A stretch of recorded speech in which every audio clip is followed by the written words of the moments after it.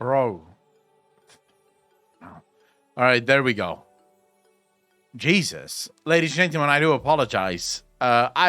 This is nuts. This is fucking nuts. Kovat, how you doing, bro? I'm streaming. It says I'm streaming. Twitch is saying, no, you're not streaming.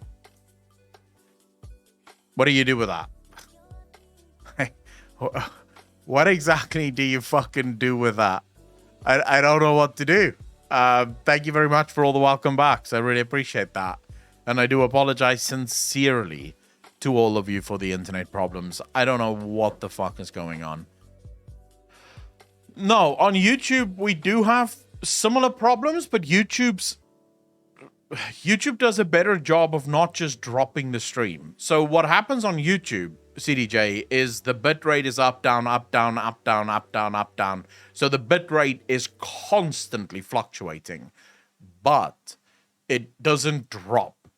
So YouTube does a better job of holding on to the connection, whereas it seems like on Twitch, it just drops the connection. It just throws the connection out and then nothing will happen.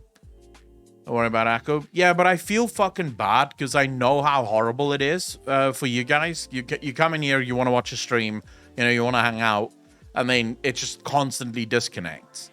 That's obviously not great, When Twitch drops, I need to close and reopen you. It never just picks back up. Valentine, I don't know what it is with Twitch's servers. If it's not my internet, which it sometimes fucking is, it is sometimes my internet. But if it's not my internet, it's Twitch. Like, Twitch will just give up on the stream. It'll just go, oh, you're done streaming. Peace. Like, well, I actually just started. Nah. Go do your thing. Like, well, I kind of want to stream. Nah, don't think so. Just, go be merry somewhere else. Say, I guess I'll fuck off then. Twitch doesn't want me to stream today. You didn't pray to Omnicide today again, Akko? Dude, I wish it was that easy. No, I just have to wait till I move, right? As soon as I move, hopefully things get better. Because this really is the first... We've had... So look, I live in South Africa, right? There is no Twitch server in South Africa. So I connect via a relay server that's been set up by my ISP that allows me to connect to Twitch servers. It's perfectly fine, but it does have its problems because remember, I am connecting from the literal tip of Africa, like quite literally now, at the tip of Africa all the way to Europe, which is the closest Twitch server to me. So it is a long way that fucking connection has to travel. Obviously, it's going to have some faults. So we've always had days where things go wrong, where, things don't want to connect or there'll be some kind of issue.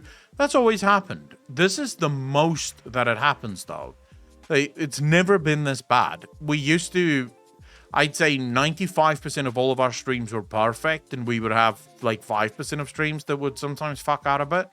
This is the worst that it's ever been, and it is literally since I moved here.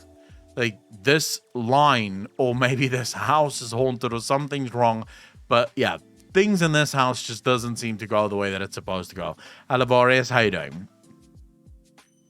So weird, it never happens on your YouTube stream? No, on YouTube, it'll just lose quality a little. But it won't go down. Where are you moving? Shazzy, I'm moving to Gordon's Bay, which is literally just down the road from me. It's a different suburb of Cape Town. I think Blizzard is sabotaging you, brother. Wow, this isn't Blizzard. I didn't say anything about Blizzard. Why would Blizzard sabotage me? Rurikon, how you doing, bro? Paranormal show? What? Look at my internet, guys. There's a ghost. I don't know how well that will work. Ooh, I made my first short today. Well, not my first. It was actually my first short. I'm actually not lying about that. It is the first time in the history of my life that I made a short. I hate shorts, but there was a moment in our stream yesterday that I thought would just make a wonderful short.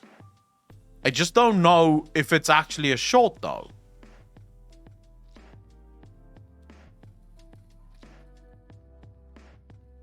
Because it is my understanding that there needs to be an S here that signifies that it is indeed a short, no? No, it's not an OnlyFans short. I could probably upload this to TikTok. See how it does on TikTok. Do I even have TikTok still? I think I do. I have 2 videos on TikTok, as far as I know. Let me just log in. Fuck. How did I make my TikTok again? Did I make it with... Oh, it has... Oh, I don't have it on my phone. Why the fuck would I have it on my phone? Who the... Bro, this is wild. Verify to continue. Oh, for the love of cunt. I'm gonna show it to you now. Rurikon, just give me a moment. Let me just check my profile here. Yeah, I have 3 videos on TikTok. They're bad. No effort, like zero fucking effort on any of these videos. I mean, they're not dedicated as such. They're not supposed to be shorts. I won't make shorts. I won't do that much effort for them. Let me show you what the original video looks like.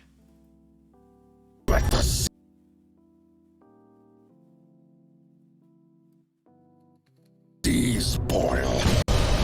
Let the stars fall. Though it takes the last drop of my blood, I will see the galaxy freed once more. And if I cannot save it from your... I think this is a good enough video, no? Let the galaxy burn. You'll see. Wait, you hate his voice is so Horus. This is exactly what I imagined Horus would sound like. What were you imagining, Arthur? Oh my god, guys, yes, let the galaxy burn. Oh my god, if I cannot save it, father. Like, what the fuck do you imagine his voice would look? It's fucking brilliant, bro. It's like so evil. It's so fucking cool. Yeah, I think it works for him.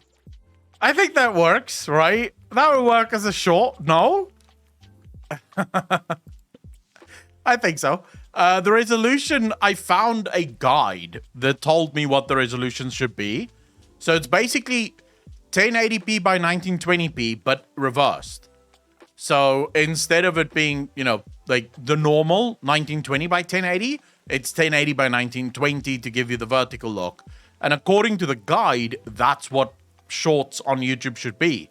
So technically speaking, unless the guide lied, right? Which obviously is possible, right? They could have lied. Let's see if TikTok takes it. Fuck it. Let's upload this to TikTok. Let's see if TikTok takes it. Because if they take it, then YouTube can suck my nuts.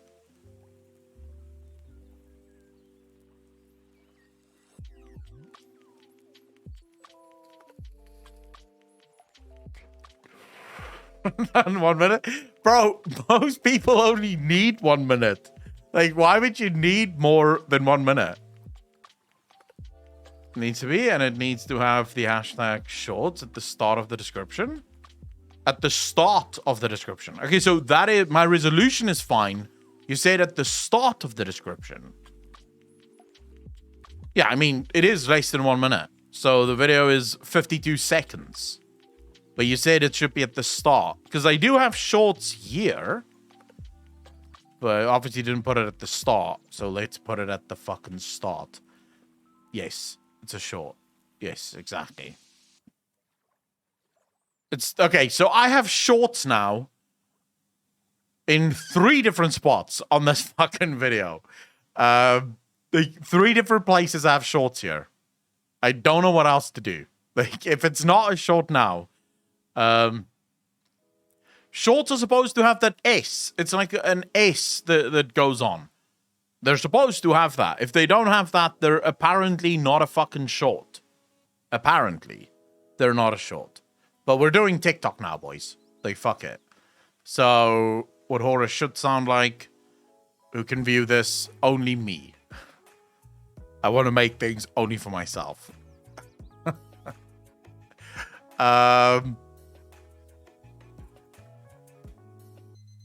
Let's see. Warhammer 40K. Jesus. 866 million views on fucking Warhammer. Jesus. Warhammer is rocking it, bro. Warhammer is huge.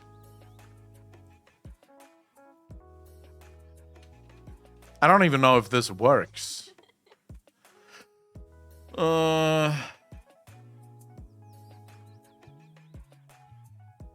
Yeah, that should be enough, right? Almost 900 million. What the fuck? Yeah, dude, it's almost a fucking billion. Kind of boggles me. They just don't have a check mark to upload specific shorts if you get the bare minimum done with aspect ratio. It should tell you that, hey, by the way, this is a short. Congratulations, you've done it. The fact that it doesn't tell you that is really fucking annoying. All right, ladies and gentlemen, I think our TikTok is live. Goddamn app. Starring the swear words. Where? What swear words? Is it? Literally just press the video link on YouTube. All right, here we go. We're posting, boys. We're posting on TikTok. I guess I'm a TikToker now.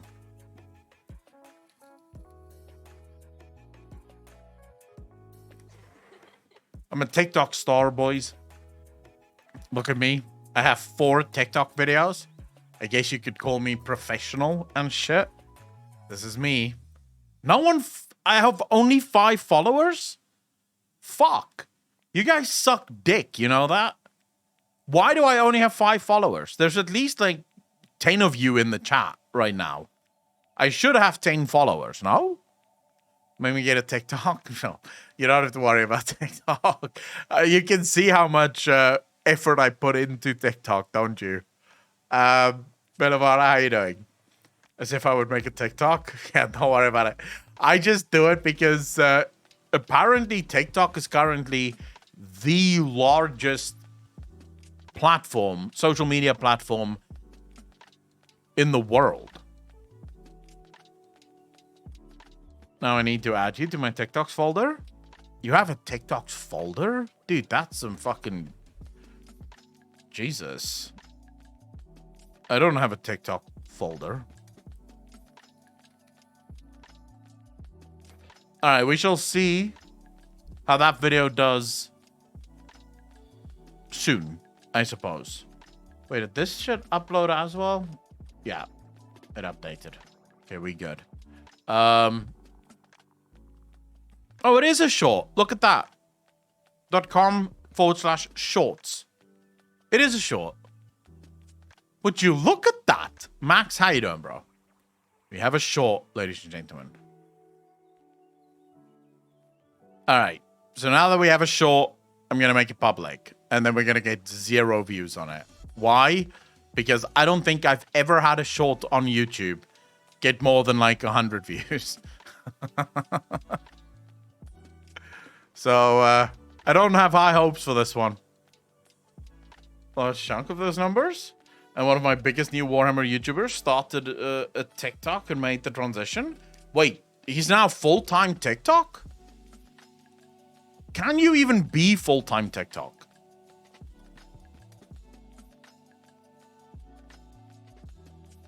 I don't think so. I don't think you'd make any money.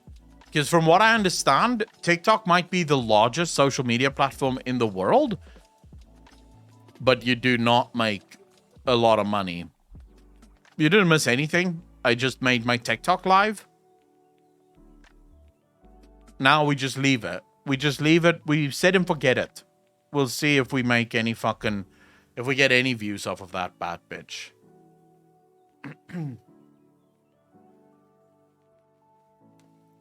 But no, I generally speaking, I despise shorts because I don't think shorts are actually content. I think shorts are great because everyone watches them because people are bored. Why wouldn't they? But I don't think it's actual content. I'm sorry. I just don't. If you've ever sat to make a 10-minute video, we're not even talking about 30 minutes or 40-minute videos. We're talking 10-minute videos. If you've ever sat down to make a 10-minute video, that shit takes So if I'm going to do a 10-minute video, you're talking about 8 to 10 hours from start to finish. And that does not include research. That's literally just from sitting down, starting to record the video, and then editing the video and making all that shit. Like, the recording bit is the easiest. That takes maybe an hour. It's the editing and shit that really fucking takes time. If you include research, you're talking about 2 days, maybe 3 days to do it. That's content. That's what I would consider fucking content. Making a 1-minute clip of you doing some random bullshit, is that content? Human psyche, short, sweet, and hopefully to the point. We have poor attention spans. It's sort of, it's kind of, the world is very split on this because a lot of people are enjoying the more long form stuff. So I see more and more people sort of enjoying the podcast level stuff. And then for some reason, people go for either a video should be 2 hours long or a video should be 30 seconds long. Nothing in between. Like, everything else in between can just go fuck itself.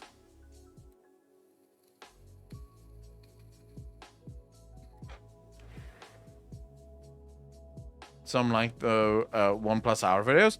Personally, I'm a guy that likes hour-long videos. There is nothing that annoys me more.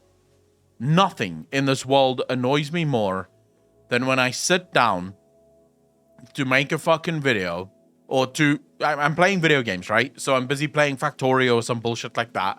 Now I want to watch something on my second monitor. And then every video I see is 10 minutes long. It's like, bro, I can't how am I supposed to play games if I have to constantly look for a new video to watch? I need something that's like 2-3 hours long. So that for the next 3 hours, my play session is guaranteed. I'm going to play games and I'm going to watch this video on the other screen. I prefer long ass fucking videos. Really go deep into it? Yeah. I mean, you get a lot more from it. Plus, I get to play video games while I do it. Or I'll play League. I did that the other day. You know what's annoying? What's annoying, Caleb?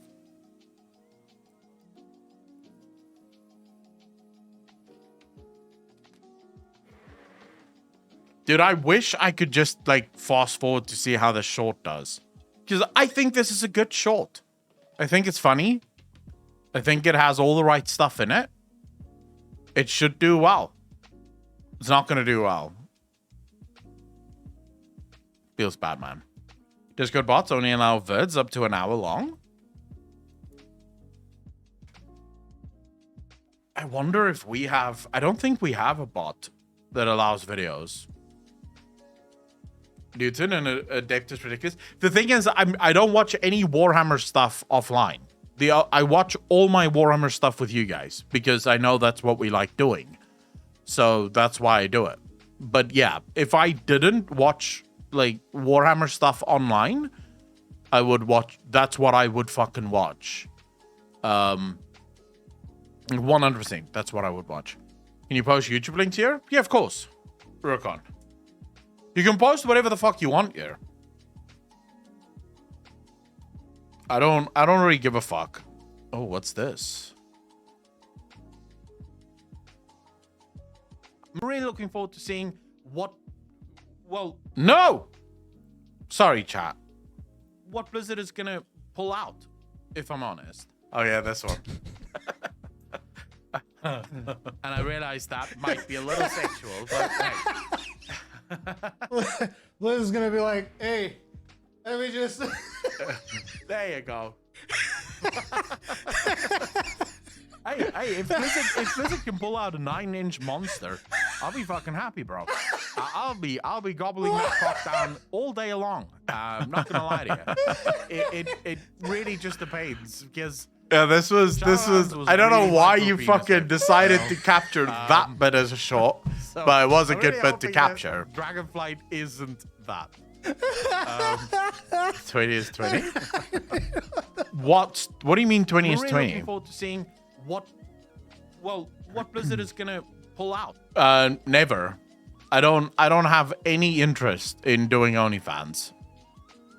Actually, I'm lying. there is a world in which I may make an OnlyFans, but not for the sexual shit.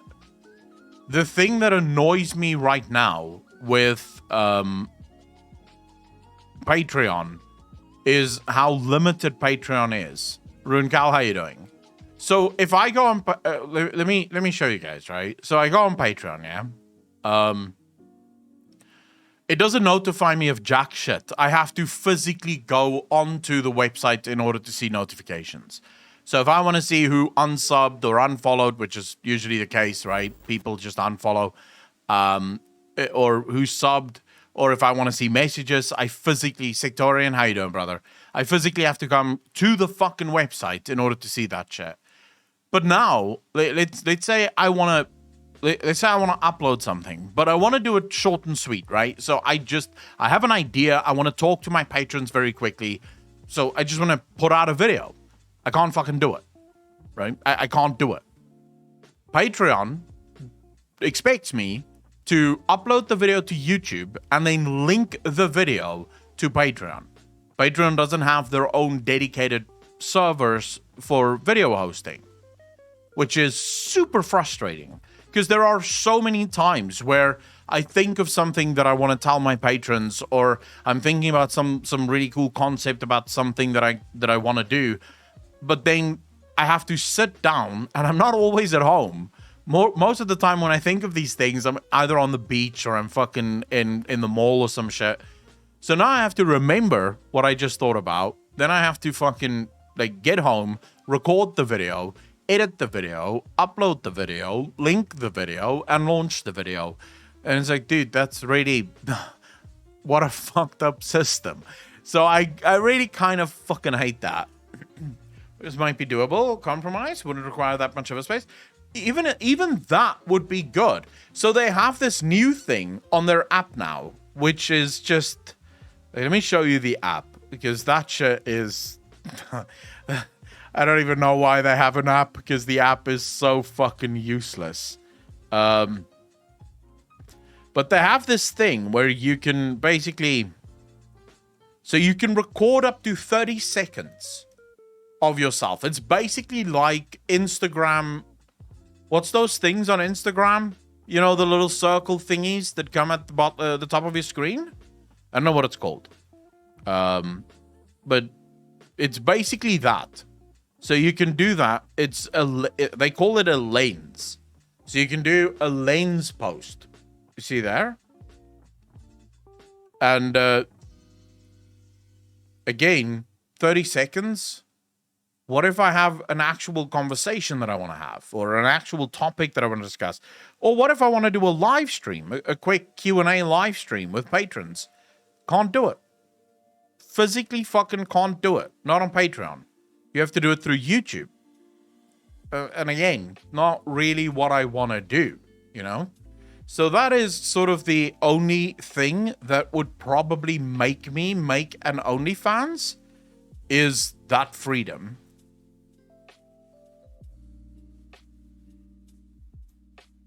Security shit happening with Patreon. Yeah, there's another problem.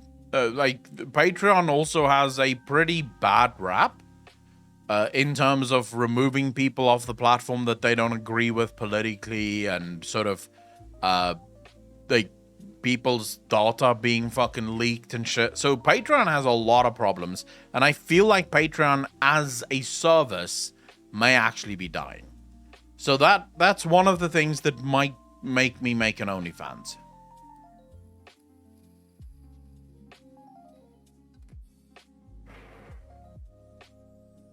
Seen the Space Marine 2 trailer? Yes, we've watched Space Marine 2 trailer. Mental fan. We watched it like 6 months ago, I think, already. I don't know, because I've had this Patreon for so fucking long that on the one hand, I don't want to let it go, because I've had it for so long, but on the other hand, it is really annoying. You know, it's annoying because, yeah, I don't want to fucking... I don't want to constantly go through all that bullshit.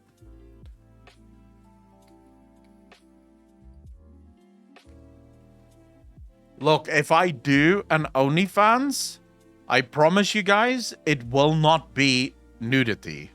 I will not be naked on that thing. The one thing that I might do is get some artists to make some really fucking spicy content, like Rule 34 level World of Warcraft content for you guys there. Like that, I don't mind. I'll do that any day, all day. Have you also seen the Warhammer Kill Team trailer? No, I haven't.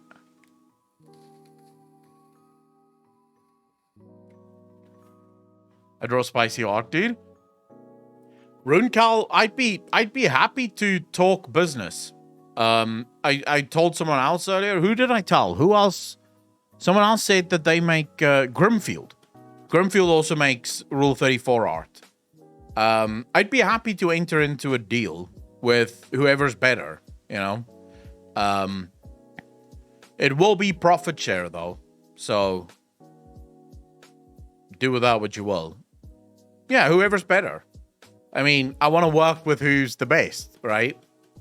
The reason I do profit share is, as an artist, you have to be capable of determining how much money you want to make based on your own art. The one problem I see with profit share is you don't really have control over who sees your art. That would be down to my ability to market your art, right? Then again, I do make World of Warcraft videos. Nerds are pretty horny. The shit's probably going to market itself, right, at that point. So it probably wouldn't be the biggest problem to sell that shit. But yeah, we'll see. We'll see. That's the same thing I want to do with an editor. That's why I want an editor.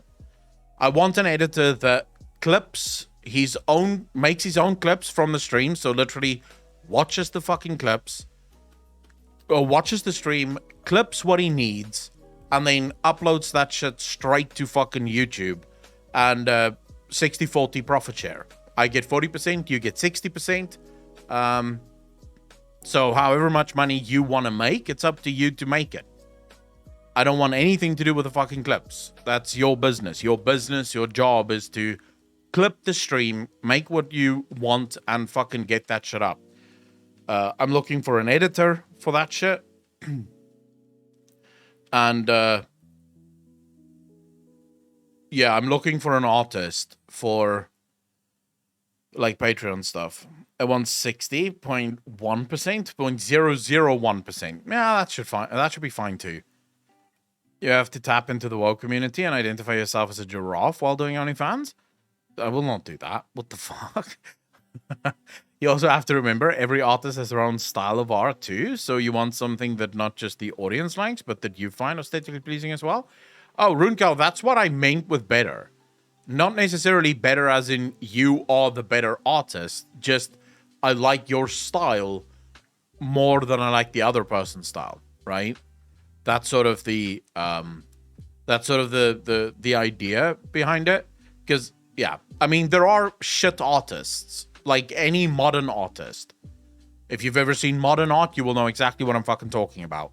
Modern art is a good example of people who have no talent making art. But outside of that, you know, there are paintings, like historical paintings that's worth a fuck ton, that when I see it, I look at it and I go, that looks pretty shit. I don't know why anyone thinks this is good. But apparently some people do. So it really is in the eye of the beholder, right? I'm confident of what I'm capable of.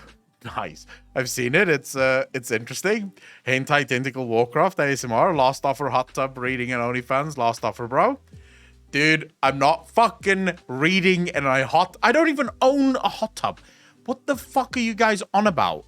I'm not buying a goddamn hot tub so I can sit there and do what?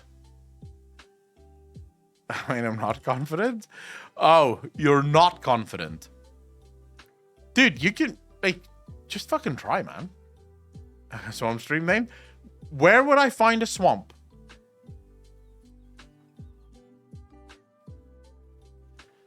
No, yeah, the clips thing. I don't like making my own clips, man. It is boring as fuck making your own clips.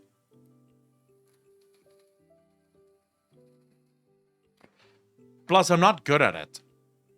That's probably my biggest issue right now with my clips. I'm really not good at making clips because you need time or you need to be really fast because you have to remove all the date bits. You have to fucking get it all nice and cozy. And then you have to make a thumbnail. Bros, I'm not going to lie to you. I hate thumbnails. Have you spoken to other creators about the process? Doc Savage, I mean, me and Rurikon have spoken about it quite a lot. And there's obviously a lot of content creators that do it themselves. Although, I don't know of many content creators that edit their own clips. For the main channel, I have no problem doing that myself. I actually kind of like doing that myself. Because I know exactly what I want those thumbnails to be. You know, whenever I make a video for the main channel, I already have an idea of what that thumbnail is going to look like. So I like I like doing that process and being part of that process. The clips channel, on the other hand, it's a lot of work. You have to understand. If we do 6 to 8 hour streams every day, I have to wake up, get home from the gym, and immediately start editing. Then I edit all of the clips that I have. Then I make all the thumbnails. At that point, it's 11 o'clock in the morning. So now I start streaming. Then I stream all the way to 5, 6 o'clock, and I'm fucking spent.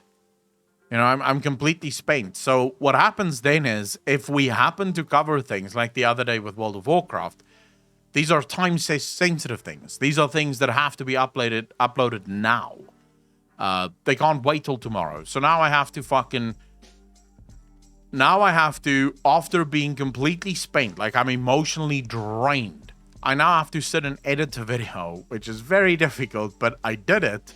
And you just don't get the same quality, because the quality does dip. You can noticeably see it. I can see, wow, this is bad quality. This is not great. Kane Kaiser, how you doing, brother? Any plans for A5?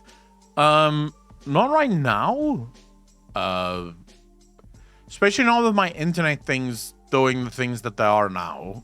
Okay. So the internet is just way too fucking untrustworthy. It keeps dying, plus my electricity is the other problem. So we have internet problems, we have electricity problems. I can deal with one of those. I can't deal with all of those. And right now I'm dealing with all of those. So... Plus, I'm just not really in the mood to play an MMO right now. That's why I'm not back to WoW either. I just don't want to jump into an MMO now. That will probably change, because about 3 weeks ago, I was actually very much in the mood for Final Fantasy. And then my internet started acting the fuck up, and I lost that interest quickly too. So let's see. Let's see what happens.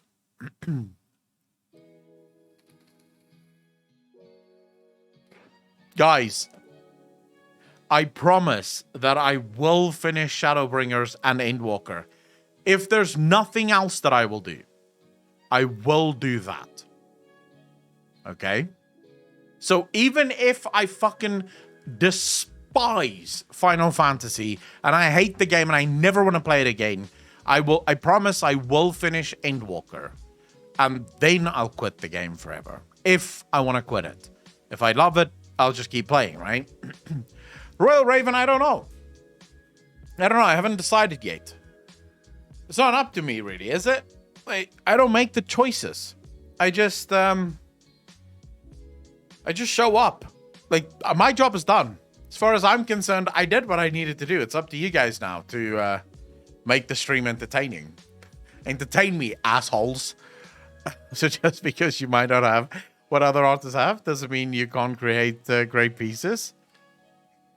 True. There are a lot of upvoted videos on the Reddit the past few days. I know. We'll get to the Reddit. We will do some Reddit reactions, don't worry. Exactly to do OnlyFans 1 minute shorts? Oh my god. I'm not doing OnlyFans 1 minute shorts. I might make an OnlyFans. Yeah, but I already explained why I don't want to fucking... I don't want to do Patreon anymore. I want to do OnlyFans. What the hell video is this? Goodbye OnlyFans. Oh, never mind. Goodbye Final Fantasy. Plan today is Akalon reacting to hentai. I don't know how YouTube would feel about that. Gonna be honest. Oh, Twitch rather. I don't think Twitch would be a... What the fuck? Bro, what the...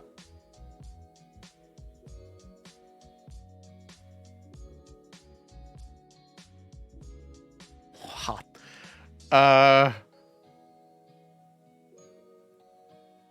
All right. It's pretty wild. Didn't we, when did I upload this? This was like, what, 15 minutes ago or some shit? This is almost definitely the... This is more views than I've ever had in this short amount of time. Like, guaranteed.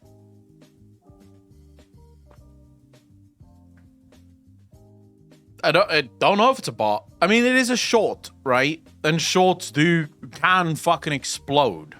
Why would people downvote this?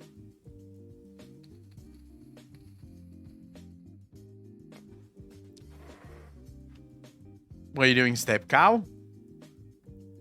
You do know that the whole incest thing is like one of the biggest search terms on porn sites right now, for some reason. For some reason, people love the incest thing.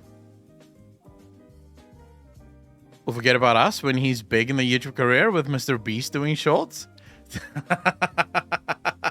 That requires me to actually give a fuck about shorts. I made this short because it happened to be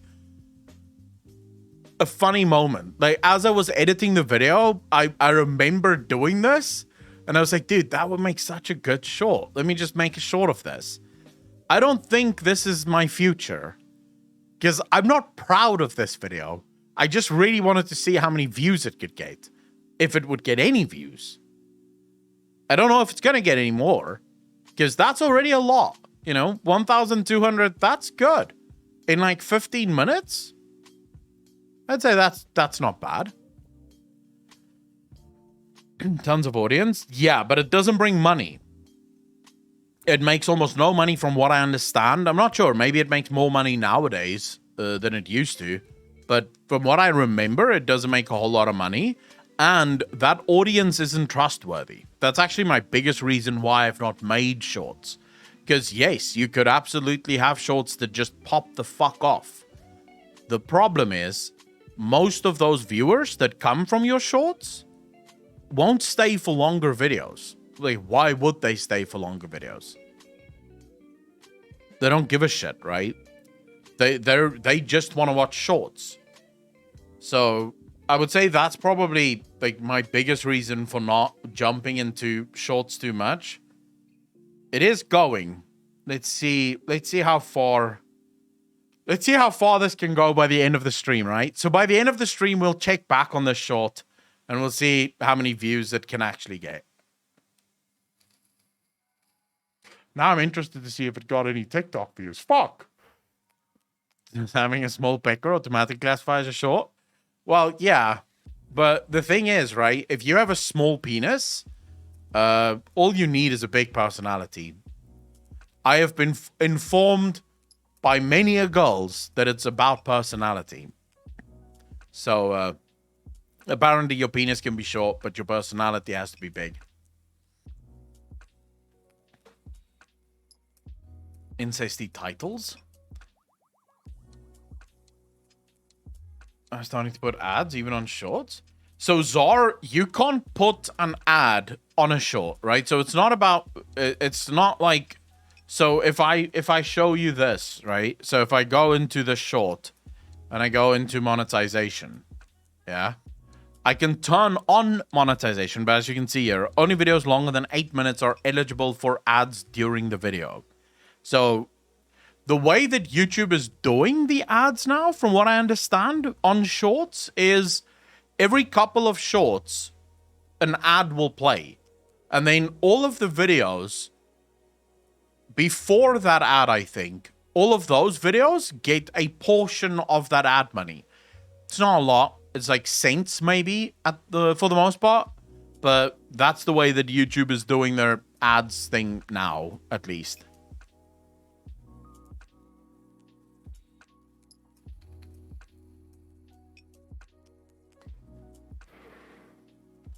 I don't know. Like,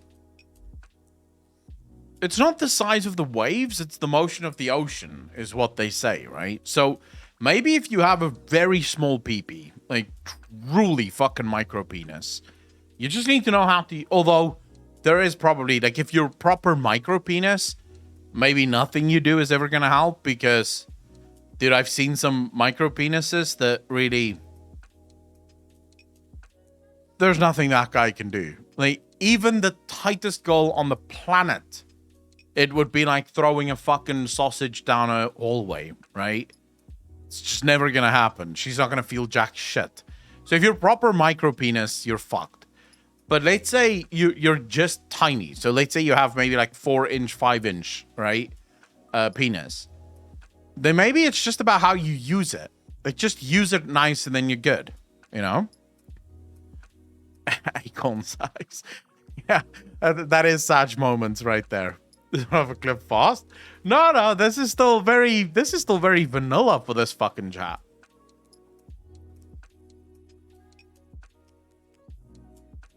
Is right Horus, not so much for regular Horus. He's way too charismatic for that to be his normal voice. I do like his voice though. It sounds boss. Not if I'm at school. Dude, just tell your teachers to fuck off.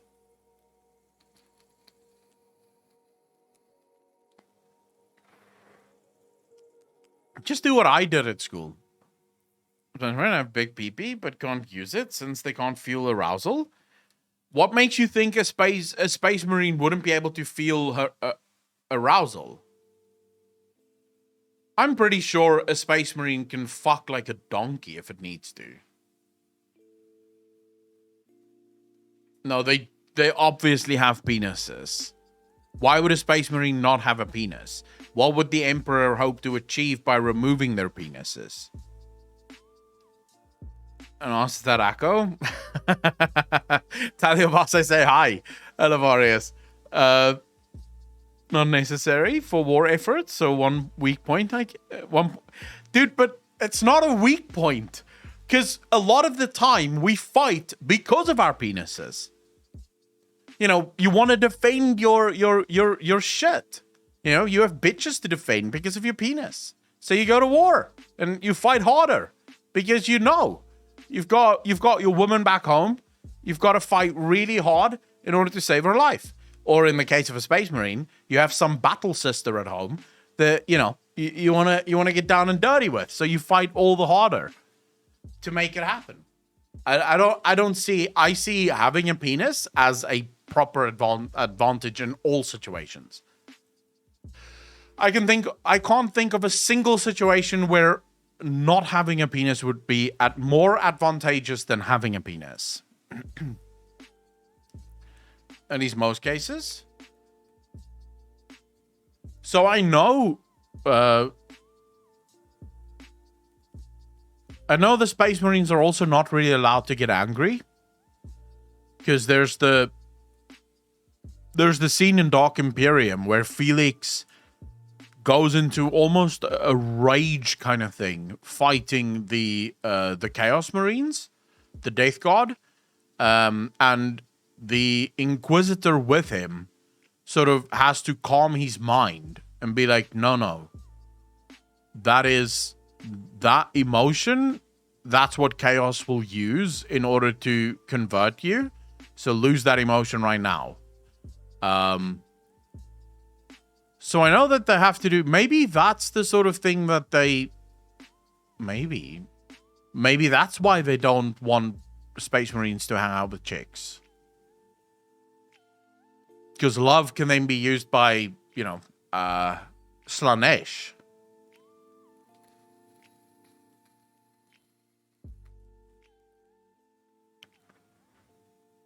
asexual in the brainwashing process helps prevent them from finding something they care about more than their duty. I don't know, even if they did have their penises, if they would care about anything more than their duty, though. We do actually have a video that we have a video series that we still need to finish. And I literally just remembered it.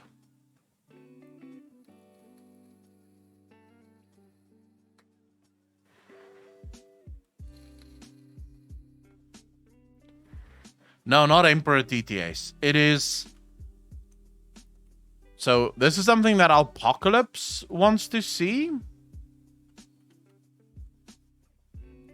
I just need to find... Here we go.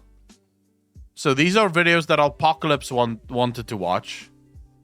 I don't think we've watched this yet, have we? I think we have Korn left.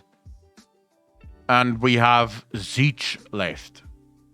Those are the two videos we haven't watched yet. Korn and Zeech. Can you say Space Deck? You can probably say whatever the fuck you want. Why would you not be able to say Space Deck?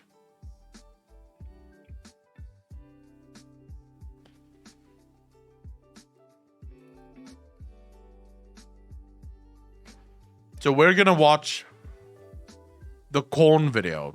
I'm not entirely sure. Have I watched Korn? No, we watched Nurgle and we watched Slanesh, I think. Did we watch Korn? Let's scroll down here, see if I've watched the Korn video yet. Easy way to see probably is Accolon clips. Have we watched Korn? No. No, we haven't. All right, so we have Korn, and then we have Zeech that we have to watch. And I've promised this for fucking months now. So kind of have to watch this. Damn, videos are cool, but too long to watch online? There's nothing too long to watch online, bro. Nothing is too long to watch online. All right, so this one goes out to Apocalypse. He's been hounding me to finish the Book of Choyer series on the Chaos Gods. So the Chaos God series focuses on Warhammer Fantasy, but I am reliably informed, and we will find out if that is the truth later, but I am reliably informed that the Chaos Gods, at least, is the same in Warhammer Fantasy and Warhammer 40k. Like, there really is very little difference between the Chaos Gods in either fantasy or in either universe. So, I will watch the videos for the 40k versions of them as well, just to see what minor differences may exist. But for now, you know, let's get into the book, into the realm of chaos. Korn, the god of war. Violence. I am war. The Lord of Rage, whose hooves have scorched the earth and claimed it as its personal theater of war. A brass, horned titan, wielder of weapons of mass destruction, forged in the seas of steaming blood, tempered on an infinite anvil of steel, heated in a furnace fueled by the primordial rage inborn in every living being, consumed by the hunger for war. He awaits at the edges of the world on a throne of skulls, knowing that all blood must return to him, the mightiest of all Chaos Gods. Korn. Wait, he is the mightiest of all the Chaos Gods? There is no honor in a death in service of the ignorant, the hypocrites, they who deny their true nature behind codes and laws. This world was built by killers, It was only thanks to the blood of your father and the father of his father before him that you today stand, proud and mighty. It's through our Lord's gifts that they own the strength to face a ravenous world full of dangers, to make so that you would one day be born. Never forget, your body is now bone and meat, but it was once only brass and blood. It is borrowed, and once lost, we must return to him.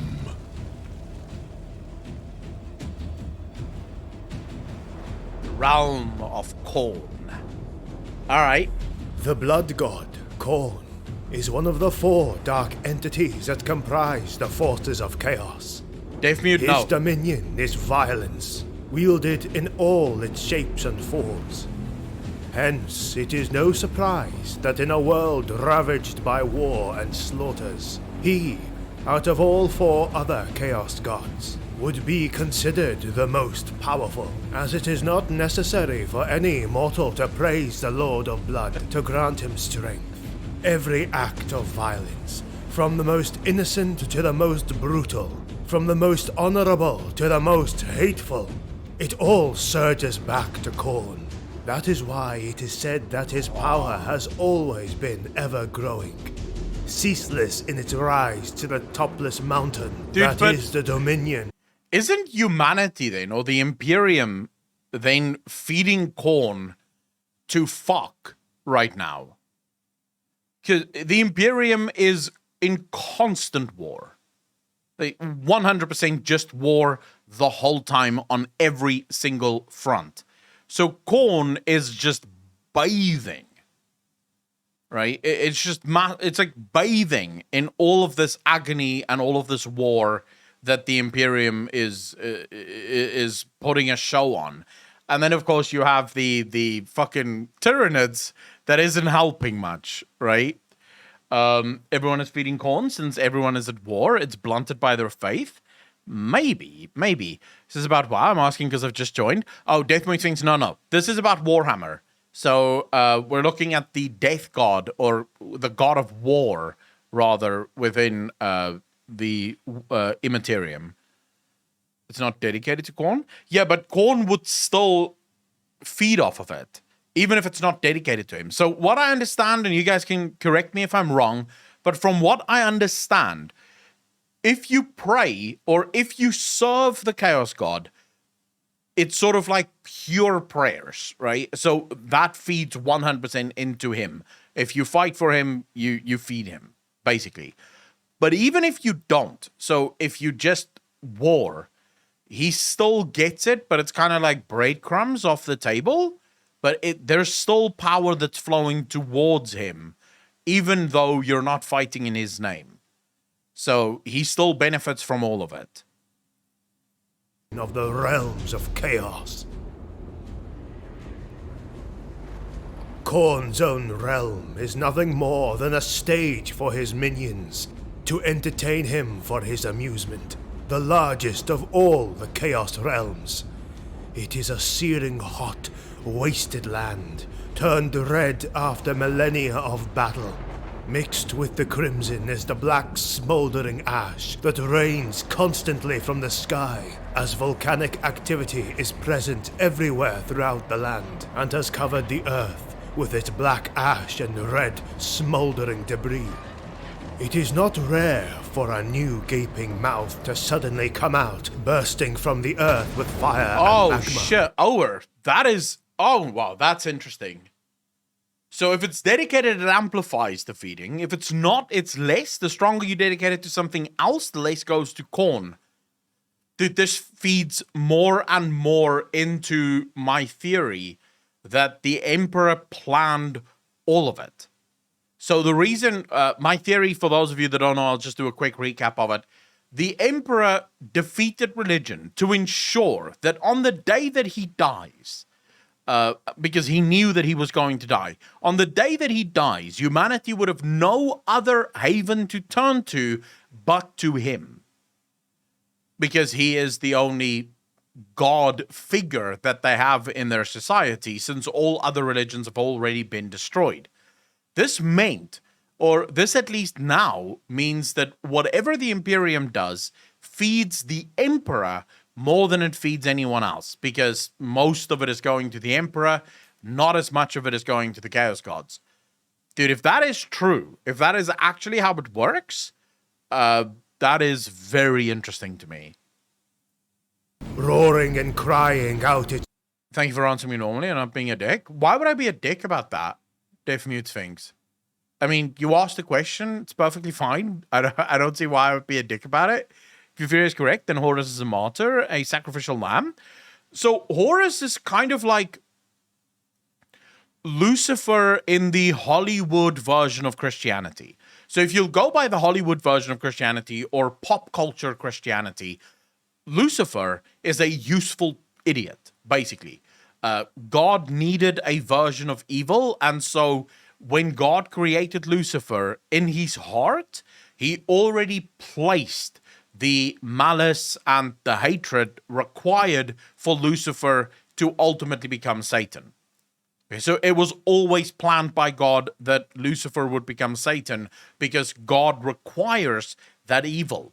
Because he's good, he requires evil on the other side, so the people will truly have a choice that they have to make, right? So that is, and so Escom was born. Yes, pretty much, right? So this would make Horus very similar in that the Emperor always needed that war, the heresy wars, always needed to break out, because the Emperor had to be killed, effectively, so that he could become a god. Because if he wasn't killed, he wouldn't become a god. So that I can see that happening. I can see where that would fit. Rage to existence, trampling and crushing all around it. It claimed its rightful place between the long mountain chains that traverse the realm like a bone-white spot. Mads, not really. Because all of that, you could argue, heightened it. The Emperor is a god that refuses to be called God. This just solidifies it even more in people's minds. But more importantly, you could also explain it as the Emperor it wasn't time yet. It wasn't ready yet. So when Logar and the sons, what are they called again? Something words. What the fuck are they called again? Oh, for fuck's sake, guys. The word bearers, yes. When the word bearers went out and converted people to the Emperor religion, he wasn't ready yet. He needed people for that time to still believe in rationality, to not have that religious zealousy, because he was alive still.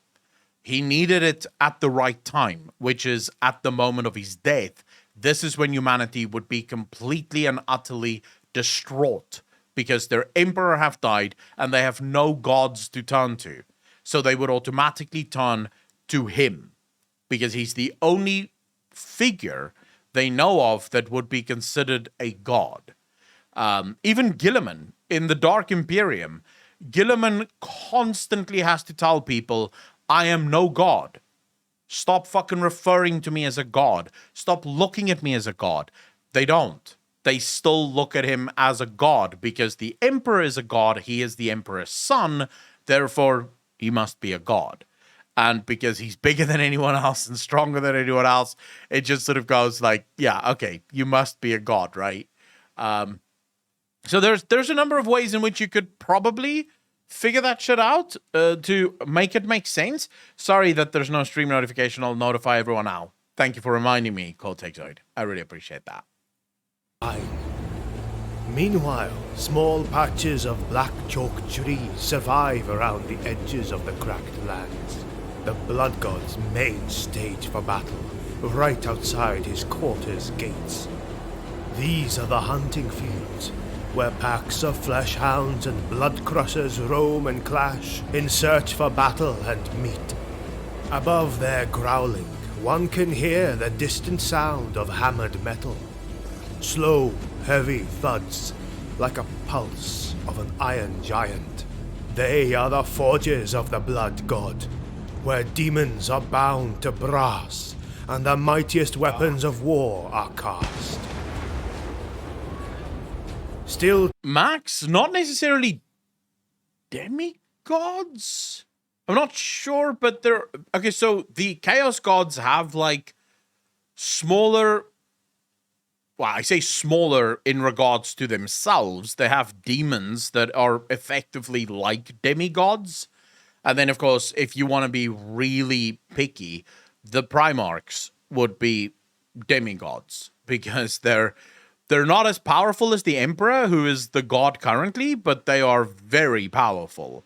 So they would be considered demigods as well. But I don't know if they have, like, in the traditional or historical sense, demigods, right? So if you were to look at the ancient Rome, ancient Greek, they don't have that kind of demigod. That's not really... At least I haven't seen anything like that yet. towering above all, however, is the Brass Citadel. About how you doing, an brother? Impenetrable fortress of metal, guarded by Khorne's most fearsome subjects. There it is said to reside his being, sitting, waiting, watching from his impossibly high throne made of skulls. The lands tremble at his will. No, For not that I whenever the know mighty of. god of war is angered, Mass. his rage shakes the very heavens and resounds throughout the entirety of the realms of chaos, and even beyond. Dude, I don't want to live where Accompanying it Khorne are lives, the bro. echoes of slaughters resonating from every stone, every grain of sand and pool of magma, of mighty lords and heroes, all cut down before the altar of the blood god. In the rare cases when his domain is not being threatened by his rival brothers, and no plans of assault are made onto Same, their own realms, actually. the blood The only Chaos God that I can look at and think, yeah, alright, might not be too horrible would be Slanesh. Just because, you know, it's sex and shit. So it wouldn't be too bad if you lived in the realms of Slanesh. The others are just like, Nurgle is a fucking no-go. The Dark Imperium has me on edge the whole time. Whenever they talk about Nurgle, whenever they talk about the forces of Nurgle, these things are fucking disgusting. So I don't want to be anywhere near Nurgle whatsoever. I don't know much about Zeech yet, so we'll see after this video. Anna, how you doing? So yeah, for me, it's kind of like, I don't know. How does Khorne turn his followers? Because I know how Nurgle does it. He basically infects them with disease, and then they either accept him, in which case he takes the pain away, and they actually start feeling happy about shit. Like the disease and the rot and stuff that they feel, they actually start loving it. Or Slanesh, for example, does something similar when you engage too much in sort of over-the-top behavior. Slanesh eventually moves in. How does Khorne do it? Just rage. So that's why the Inquisitor told Felix to calm down. Interesting. Because there's that moment. So Felix and the Space Marines are attacking the spire of the Sighing Spire. They're attacking the Sire Spire, the Sighing Spire, and Felix, the new captain, he used to be an unnumbered son, but he's now part of the Ultramarines. He goes into this rage while he's fighting the Chaos Marines. He fucking hates them. And with every swing, he just hates them more, and he just wants to keep killing them. And then this Inquisitor grabs him at the end of the battle, and he's like, no, calm your mind. That rage is how the Chaos Gods will twist and turn you and eventually get you to do their bidding. So it's very fucking hard, right? You have to, you hate these things, but you have to fight them with no hate in your heart. You have to be pure of heart while you're fighting these things that effectively ruined your society. I'm pretty sure it was an Inquisitor Was it a chaplain? The dude could use the warp magic because the guy eventually shielded Felix while Felix had to kill this big Chaos Marine that had a bowel with him. The guy shielded him. Isn't that... Oh, actually, it may have been a librarian. Yes, not Inquisitor. It may have been a librarian. You guys are correct. Yes. There were 2 librarians with them. And this is so cool, dude. You guys have to read that book if you haven't already. But they're in this massive battle with the Chaos Marines, right? And Felix and his squad arrives at this... they're on the 2nd floor. And the Chaos Marines is just... they're standing in front of a door. Now, behind this door, there's a device. They don't know what this device is, but the librarians can feel the dark warp energies just radiating out of this room. Just incredible evil coming out of this room. So they're trying to push into this room. They have the dead plague bearers coming up from behind. Like, this entire hive world has been turned into plague bearers. And all of those dead zombies basically are now walking towards them. And they arrive, they're on top. The Chaos Marines are sort of in the corner here against the door, fighting. And then you have another squad of Space Marines that's basically been, they're bogged down. They can't move any further up, right? They're just sitting there. And Felix and his squad start shooting down at these Chaos Marines, just fucking ripping them to shreds. So the Chaos Marines are basically in a fucking tiffy. They don't know what the hell to do. They're being just hammered from everywhere by bullets. And then this giant Chaos Marine comes walking out, and he has this bell that he hits. And every single time he hits the bell, he basically puts all of these all of the Space Marines into a trance, where Nurgle is speaking to them and telling them to accept him. Stop fighting him. Why are you constantly fighting? And Nurgle shows Felix his future. I didn't know that Nurgle had this power, but Nurgle shows Felix his future. He shows Felix aged and frail and no longer strong enough to pick up his weapons, no longer strong enough to pick up his armor. And then eventually Felix is being attacked by a Chaos Marine, but Felix doesn't have the strength to pick up his gun to shoot this Chaos Marine because he's old and frail and he's going to die. And Nurgle promises him, if you accept me, you will never die. I will give you immortality. I will take all your pain away, all this shit. And then suddenly the librarian touches Felix's shoulder and Felix snaps out of it. The librarian is completely immune to this bell. And then Felix has to, with the aid of the librarian, has to go kill this fucking Chaos Marine that's just hitting this bell, constantly trying to convert everyone to Nurgle. Such a cool moment in that book. I read that yesterday. I was like mind blown as I'm watching that. All demons are beyond time. They can show visions of possible futures. Thing to remember is demons lie.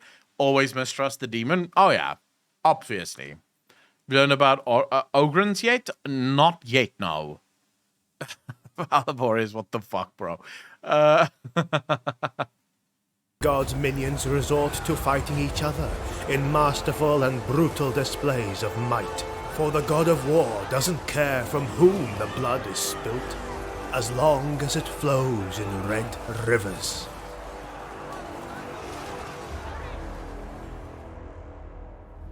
To enact a battle plan, one needs many different pawns.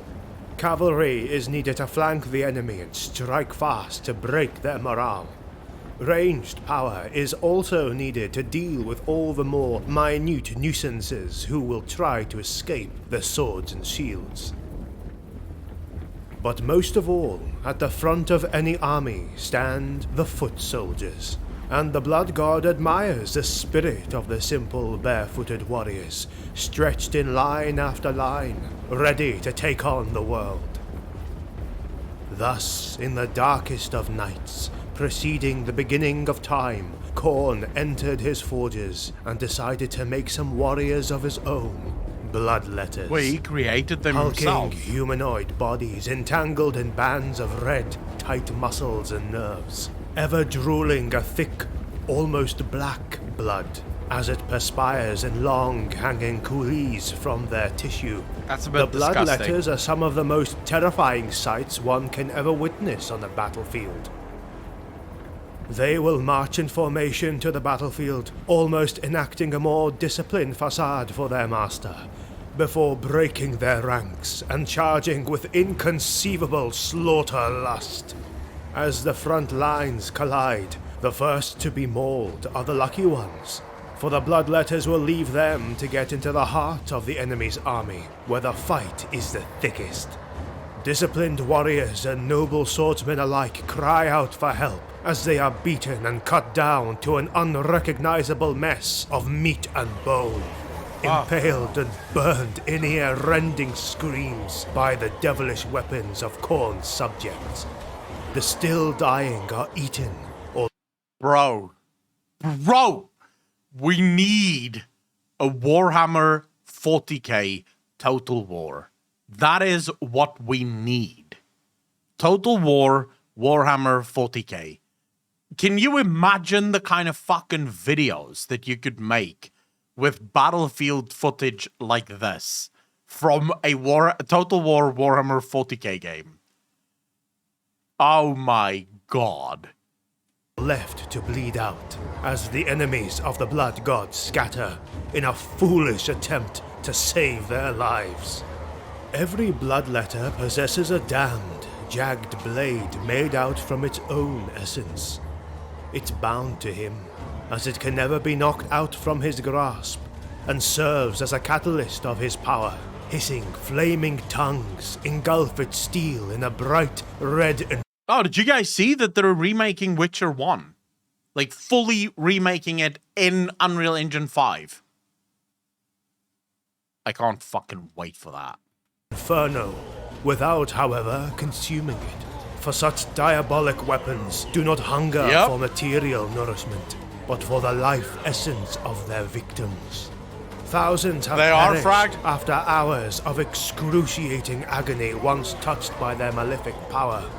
And even the mightiest and sturdiest of heroes have been laid low by their effects, putting themselves out of their misery, or for the few lucky enough to have a caretaker implore them to, foolishly convinced that death would deliver them from... The reason this is a good remake, the reason this is a good idea to remake Witcher 1. So I've been trying to play Witcher 1 like for the last 3 or 4 weeks. The combat is miserable. It's not open world, so it really doesn't have the same oomph as Witcher 3. And let's just say the story is fucking fantastic, but the graphics and the gameplay really disappoints. So in this instance, this is one of those times where a remake is absolutely required, because it is a fucking brilliant game. It has an amazing storyline, but it is massively let down by its graphics, by its gameplay, and most importantly, by its combat. So the combat of Witcher 1, I'll show you guys after this quickly what the combat in Witcher 1 looks like. It is terrible. Their suffering, but none could really refuse, for attending one of such subjects is a nightmarish experience. In but a few hours, their skin and tissue slowly begin to shrivel and crack like dry soil, letting streaming blood flow out in a crimson shower as their bones start heating and boiling their flesh from the inside. They scream, tearing off their hairs as their eyes melt, soon followed by their tongue and teeth. Once the screams finally cease, only a shriveled, burnt husk is left. And soon after, where there was once a body, nothing but black ash remains. Rewarded for their ferocity, every time a bloodletter strikes down an enemy of the blood god, their shrieking soul join the flames burning around the bloodletter's blade, granting it new power. Thus, differently from any other foe, bloodletters are at the most powerful of the culmination of a battle. There's so fucking many of them. Silence, The wintry midnight air stung my lungs like a needle at every breath, whilst the humid cold stuck to my body and battered through my skin, making my bones shiver. We saw the war bands coming the night before. It wasn't an arduous job for our hunters. Their torches and banners flung into the sky like bleeding red stars.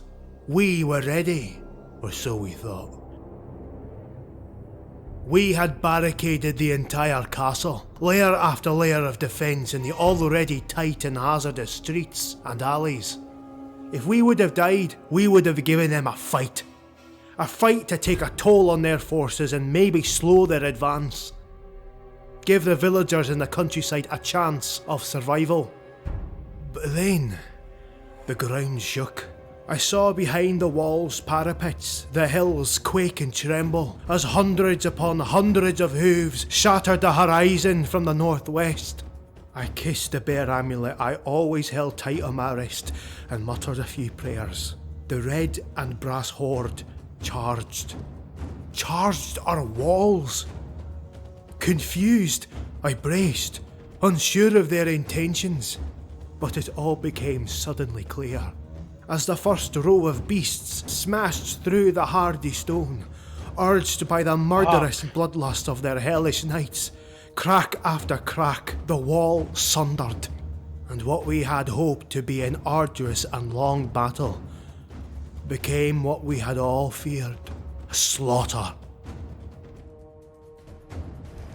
Find me skulls, little man, or yours is next. I will say, though, it's wild to me that you don't even need to see the dwarf. As soon as you get a fucking Scottish accent, everyone imagines a dwarf. Just 100%.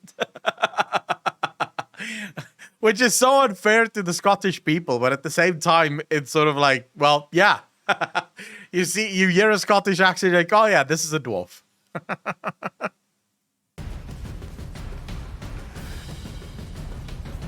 Few cavalry regiments can rival the Brass Knights of Corn. They are the elite vanguard of every cornet warband, comprised of renowned bloodletters and their ferocious steeds, the Juggernauts. Rhinoceroid creatures made of bulking metal, fiery blood, and unrivaled ferocity. Their wide jaws are full of jagged daggers.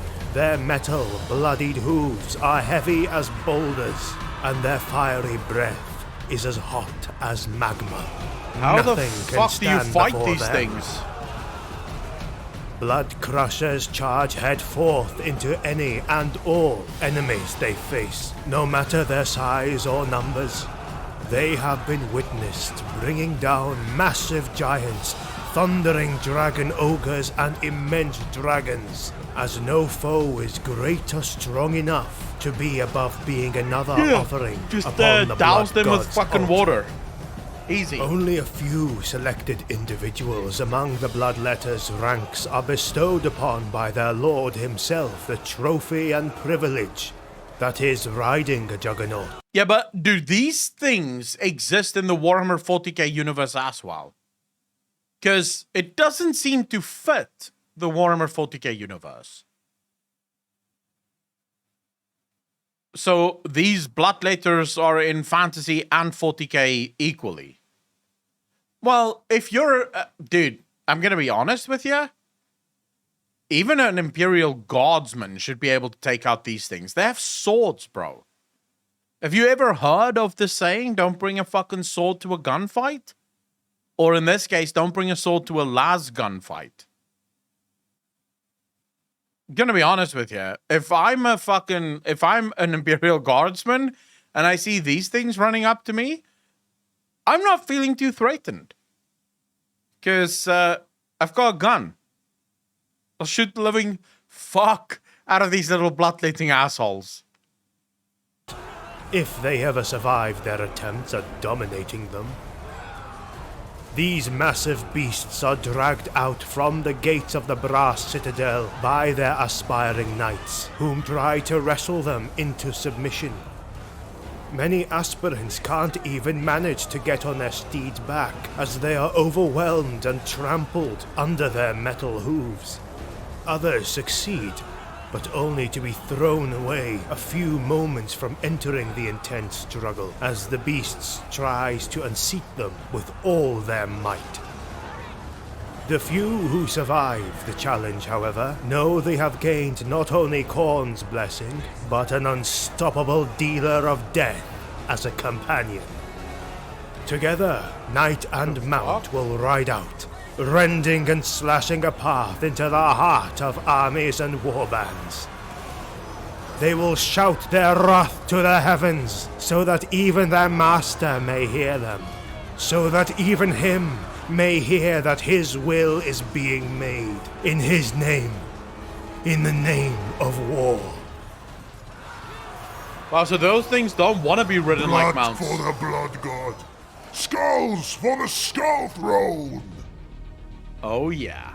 I love that fucking The saying. flesh hounds of Khorne, also known as Hounds of Wrath, are sent first ahead of the main battle lines.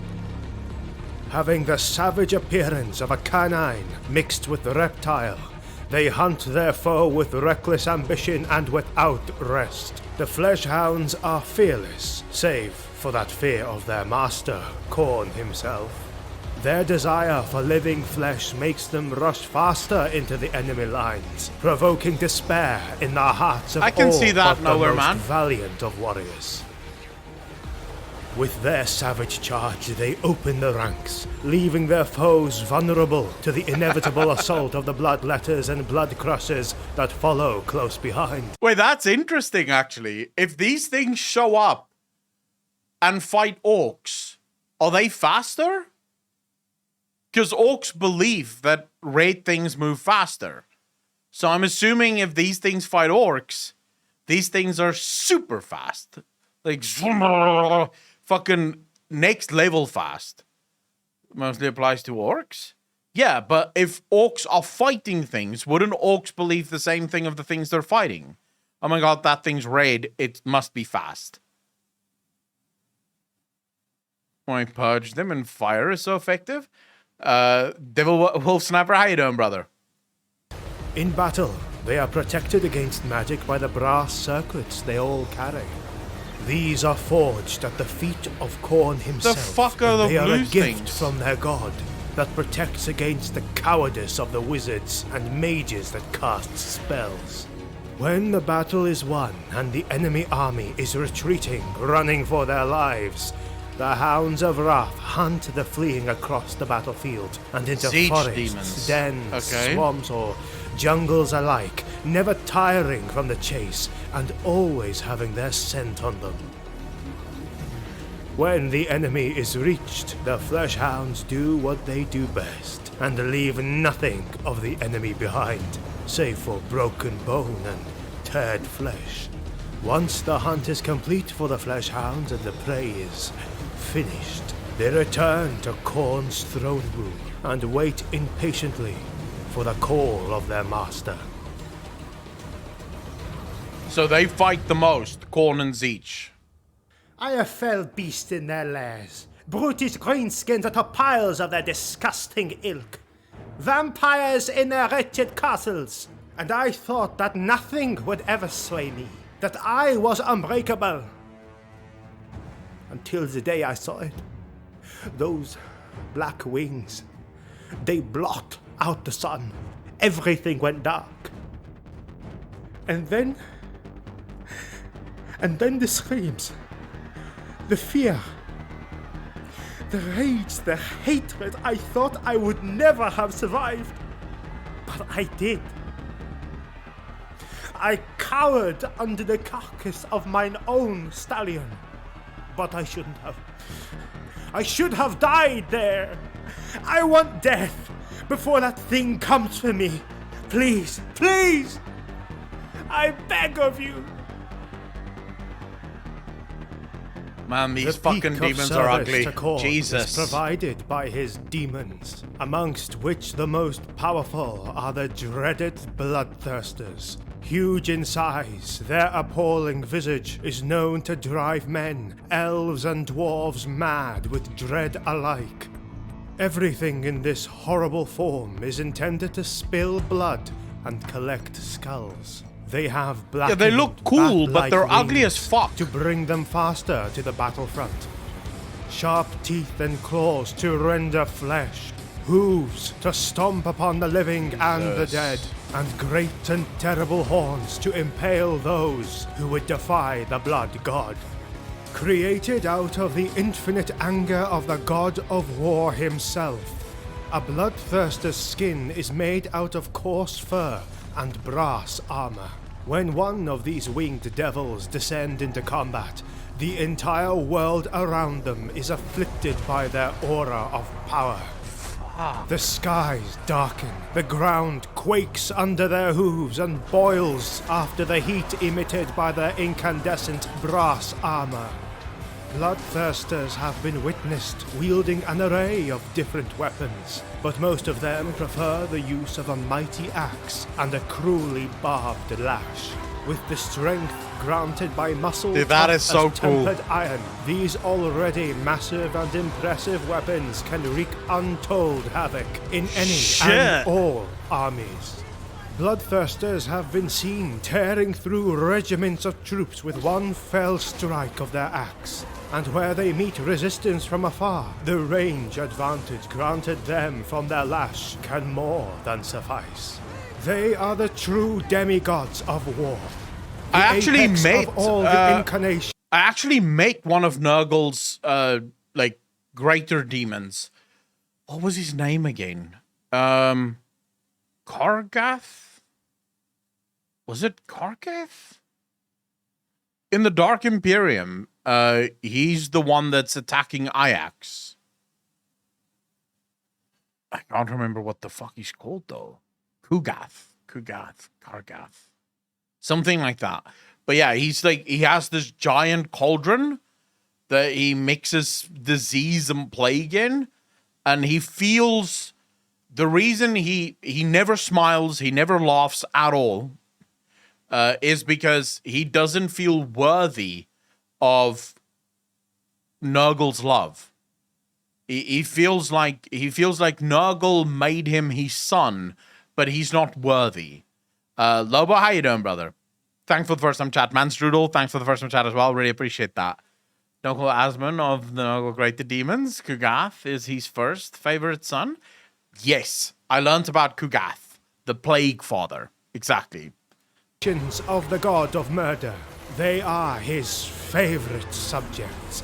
How big? How you doing, brother? His generals in charge of vast hosts. And with such position comes many titles. Drinkers of blood, bloodied ones, Lord of skulls, death bringers, guardians of the throne, and many, many more.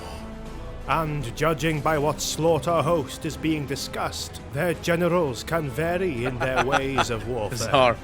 The Bloodthirsters of Unfettered Fury command the 8th host, the Bloodletter Legions. They are armed with the tradition. Okay, so I've learned about Slaanesh, I've learned about Nurgle, and we're now learning about Khorne. And also in the Dark Imperium, Nurgle is fucking everywhere. And I do agree. I think in terms of for mortals, Nurgle is the worst one to fight. Because, so Nurgle has these flies that when they bite you, they turn you into plague bearers.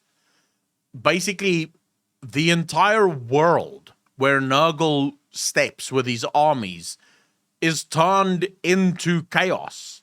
It's turned into slush. So if you don't have protective gear on, if you don't have some kind of mask on, if you accidentally take a whiff of some of those toxic fumes, you're fucked. So it is just, it's a miserable world I don't want to fight Nurgle ever. I would be fighting while throwing the fuck up the whole time. Nurgle would suck so much, at least a Bloodthirster will cleave me in two in a flash. So you'll just die quick at least. I can see that. weapons of their kind, but not for that they are to be underestimated when compared to their peers. They have become masters of axe and lash, and more than any other general belonging to other murder hosts, they can utilize these weapons with brutal efficiency and devastating effects. These mighty warlords have been seen breaking dragons' wings in one blow of their whips, and breaking even the toughest shield walls with one wide slash from their axes. Doesn't feel like At humanity any time, stands a chance, bro. 8,800 of these monsters will be at their master's command, and they serve him with the hot, rent spirit of only the mightiest of all armies of the Dark Gods. Then there are the hosts of the bloodthirsters of insensate rage, the reavers of the bloody path. These champions of the war god are the most fanatic and boundless of all his subjects, and their arrival on the battlefield has seen even the proudest warriors fall to their knees, their mouths washed with the taste of dust and blood. They wield a mighty two-handed axe, several times bigger than any mortal man, a weapon of such size and weight that even other bloodthirsters have trouble just lifting it. But not for the lords of the Sixth Host. They not only can brandish the devastating weapons, but fight with it for hours. I have a question, chat. Does every one of the Chaos Gods have a sacred number? Because Nurgle's is 7. Everything happens in sevens. Seems like Khorne is 6. So all of them have a sacred number. What is Slaanesh and Tzeentch's numbers? Because Nurgle is 7, Tzeentch is 9, Khorne is 6, Slaanesh is... No. Khorne is 8, but why does he have the sons of 6? The sons of the 6 hosts. Wouldn't he then have the sons of the 8 hosts?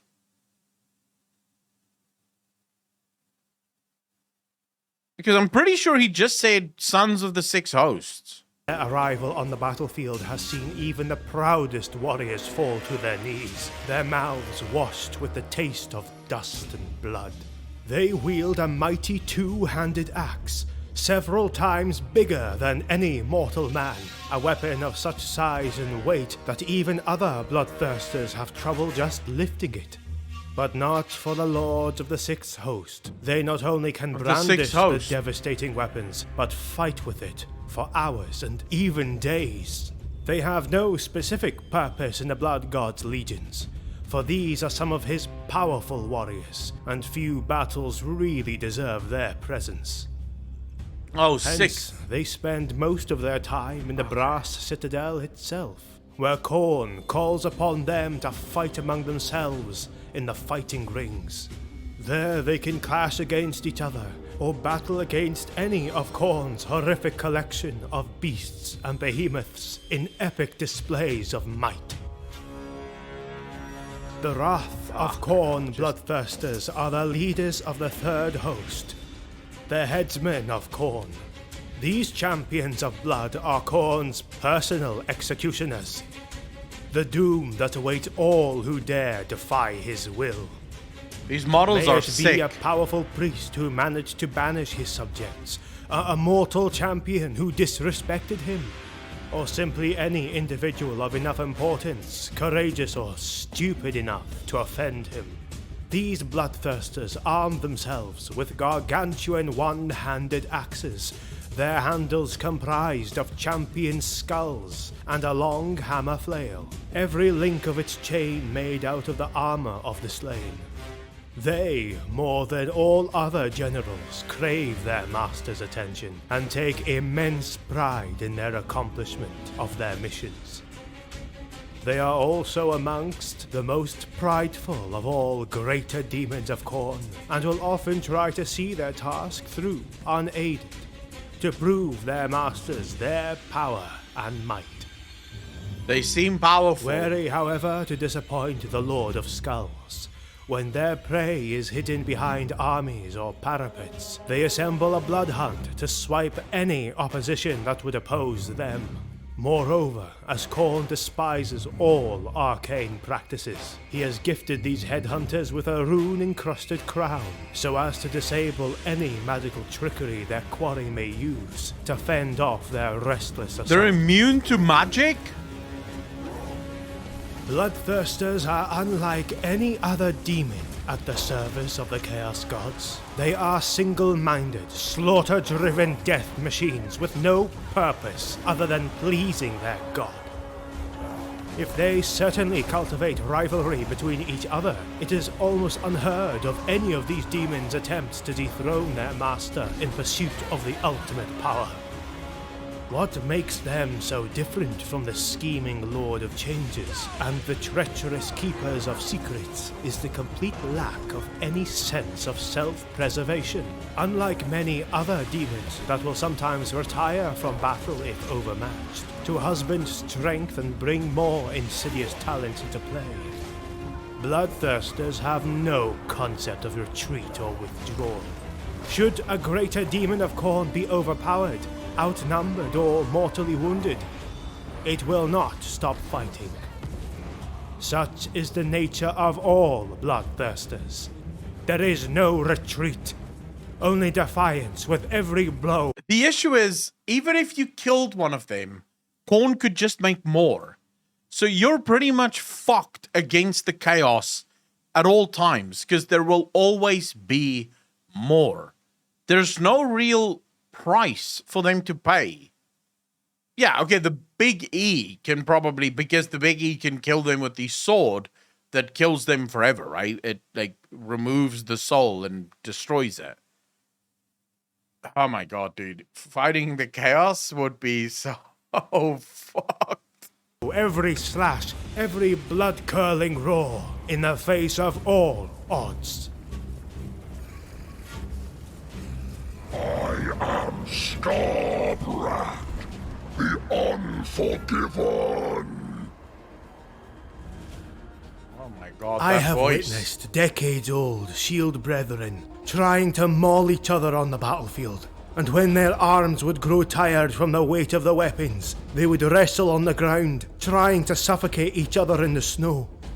I saw weaklings and cowards grunting like rabid animals, reaching for each other's throats with swords and knives, undriven by the need for survival, but by the primordial urge to cut and skew each other like pigs. Honor, love, fear or duty, nothing survives hunger. You lots only know of war. I've seen terror, and it's far, far worse than you could ever come to comprehend. So prepare yourself. The Exiled One is coming. Exile. The realms of chaos are the home of the Chaos Gods, but they are also their main stage for battle. For as many times their attention was shortly brought to the material realm with devastating consequences, the real prize of their cravings is the dominion of their own dimension. It is war, never ending, an endless cacophony of cries and screams so powerful that if it ever had the chance to spew even in its smallest part in our own world, it would overpower all creation.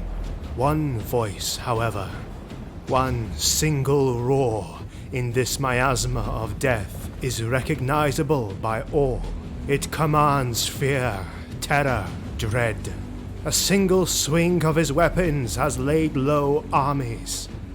His magmatic breath has toppled cities, and his mere presence is enough to make one lose all conscience and humanity, turning it into a shameful, savage creature that only knows the need for bloodshed.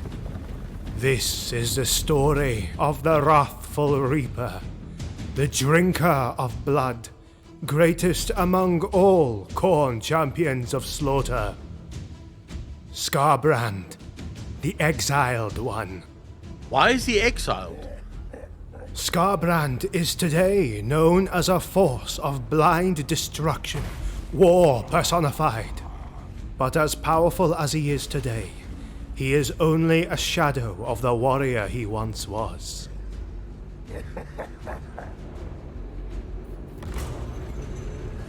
On your feet! Today we sing a song of slaughter. Blood, skull, strength, Khorne. One time he was Khorne's favored champion. He, like no other, had piled skulls at the feet of his patron's throne. And always him, like no one else, was capable to cull enough bodies to drown entire civilizations in rivers of blood. His victories were uncountable. The gates of Slaanersh's first palace could not stop him, nor could the combined armies of all the Chaos Gods. Once he was at the lead of the 8 hosts of murder, but the pride that filled his heart soon became an exploitable liability for the gods of betrayal. One fateful day, once the mighty Khorne had his back turned and his attention elsewhere, the always smouldering embers of Skarbrand's fury were fanned.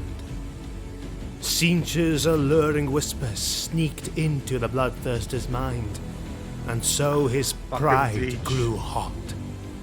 Blinded by the soon encroaching rage, Skarbrand gathered all his strength and struck a mighty blow at his own patron god. His weapons, 2 gargantuan axes, carnage and slaughter, combined with Skarbrand's strength, were so powerful to have shaken the very fabric of reality. But all they could accomplish in his attempt at betrayal was just a dent into the war god's armor. What? Overtaken by a wave of all-consuming anger, Khorne turned to his betrayer and in but an instant brought one of his hands to clench tightly at his neck. No matter how much the bloodthirster struggled, Skarbrand was prey to the god's iron grip, and so he was taken to the highest tower of the brass citadel. There, Khorne spelled his words of doom. He cursed Skarbrand's name, and tightening his grip choked his once favorite subject, devoiding him of all personality, leaving only the white rage that had brought him to commit such a deplorable act of treachery. Then, mustering all the built-up rage in one single motion, the god of war flung the beaten bloodthirster across the skies. What the fuck? For 8 days and 8 nights, Skarbrand pierced through the heavens. His body burned in the attrition with the air around him, setting his skin ablaze. All those who would have witnessed the descent would then go on to refer to it as a red flaming comet, an omen of dark times approaching. Once the banished demon's mauled body landed, leaving a giant crater in his contact with the ground, very little of the old Skarbrand remained. His now tattered wings made him unable to soar through the skies, a firm reminder of his fall from grace. The left side of his face had also melted away, to reveal bone-white skull below, while his left eye still burned with the fires of hatred. This, a symbol of his pride and honor, now scarred forever. But most importantly, now devoided of all personality. Maddened by the pain of his descent, his mind was frozen in the hate-fueled rage that had overtaken him the moment he decided to betray his So he's god. just fucking angry. So Skarbrand would start roaming the lands of both man and demons in a mindless pursuit of slaughter, destroying all and everything before him. But no matter how many skulls he would seize, no matter how many oceans of blood he would spill, nothing would make him redeemed in the eyes of... Wait, he can't. Like, okay, so he tried to take on Khorne. He did fuck all. Like, no damage. It literally, as he was hitting him, there came combat text, floating combat text that said immune. Khorne was immune to whatever the fuck he was doing to him. Okay? And he wants to fight him again. How? Explain how. How is it even fucking possible? He would die. That's it. He would just get fucked. Best of 3. Yeah, but I mean, the first one really didn't go the way that he wanted it to go, right? Demons can rise to become gods of their own with his hands if he had to. Korn could have snapped his fingers and disappeared him, but he didn't. I know it's Zeech's fault, but I still think this is very stupid. Like, why would you even try to go back? Of his god, for there is no forgiveness in Korn's black heart, and only in his banishment could Skarbrand continue to serve him to become the exiled one. In the year 2515 of the Imperial calendar, the Skaven burrow of Festus Spike was attacked by a dwarf expedition seeking to reclaim one of the lost hammers of Valea. The dwarfs, always stubborn and determined to achieve their objectives and restore their honor, killed the Skaven with every swing of their axes. Chanting the songs of Valea, they were quickly gaining ground. The Skaven tried to counter the invaders with the use of toxic gases. This tactic had worked before, and it was ideal to use against the almost impenetrable armor and defenses of the dwarfs. A few of the stubborn warriors fell, coughing and dying, grasping for air as they fell to the ground. But they held and kept reaping a terrible toll on the Skaven horde. Seeing that the fight was being lost and the dwarfs were quickly dispatching the Vermintide, a powerful Grey Seer attempted to summon a Vermin Lord of the Horned Rat. It was a big mistake. Instead, he conjured the legion of none other than that of the bloodthirster Skarbrand, who then rampaged amongst both the dwarf and Skaven armies with incredible ferocity. Yep, that's how you do it. That's wrong. Korn is the true embodiment of anger, the god of war. His terrible gaze is drawn to bloody battles and epic showings of martial skill and prowess. The followers of the Blood God commit unimaginable deeds to attempt to catch the attention of his god. Oh, shit. Everotten, you bastard. That's 15 subs now. In 2 days. Bro, I really appreciate you, brother. Thank you, thank you, thank you. Can I get some hearts in chat for Everotten, please? Everotten, how's work going, brother? Uncountable are the ones that have traveled all the way across the world and to the north and beyond to prove to Korn he is worthy of his gaze. Wins, thanks for the 26-month spot of the DJ Nation. Appreciate you, fam. Thank you, thank you, thank you. Wait. He prayed to the gods and Korn answered and Saint Skarbrand. Seems a bit fucked up, but never mind. Why would they pray to the Chaos Gods?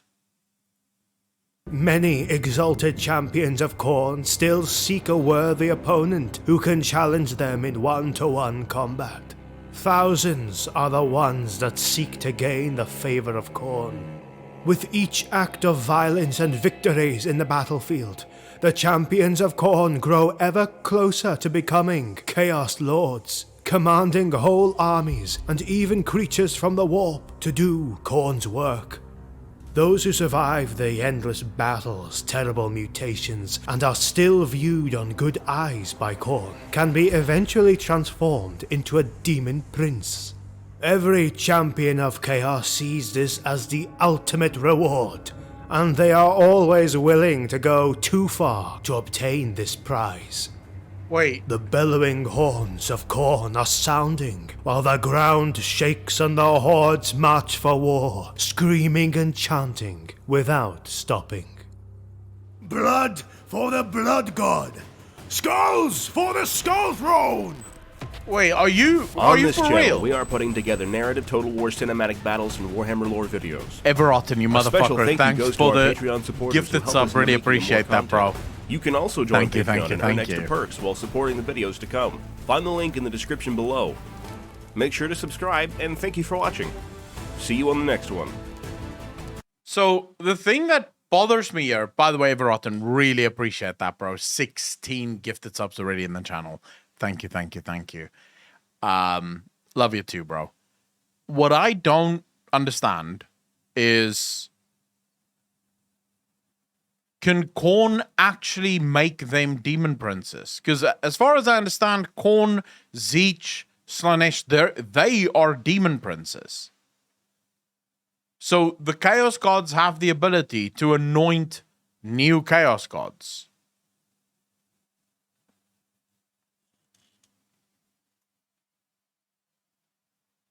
Something now I'm going to spend the rest of the day watching this. Halavarius, this is so fucking good.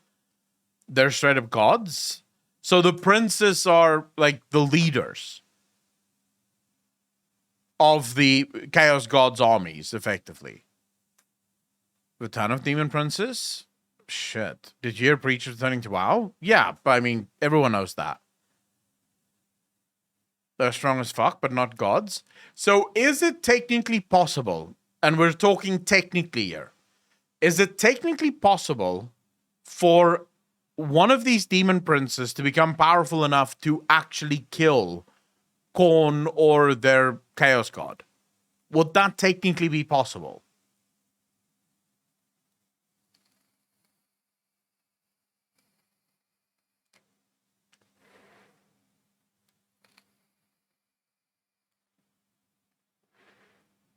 No, not possible at all. There's no theoretical world in which that could happen.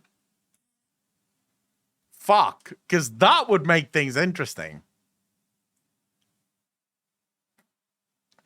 Dark Mechanicum probably is making a demon prince that can withstand a Chaos God. Not unless they're worshipped more than the gods. The Great Game wouldn't allow it. Well, the Great Game is sort of weird because Slaanesh wasn't a Chaos God, and the Great Game was already in play. Then Slaanesh becomes a Chaos God due to the Eldar, and now he is a Chaos God, and they just accept that he is now a Chaos God because, well, he's now a Chaos God. So technically speaking, if a new one just became a Chaos God, then it wouldn't matter, would it? Kill a god is to become a god yourself? Well, every demon is technically a piece of their god, so there is no way a shard could defeat the whole item. You can have new Chaos Gods, but their demons are part of the god. Right. So that's why they wouldn't. The god would have to allow them to become a god themselves. Fuckery, Slaanesh was always there, and at the same time didn't exist until the gangbang. All right, I can see that. Is the Malice trying to kill the Chaos Gods? Well, if Malice is real. Because we don't know if Malice is actually real.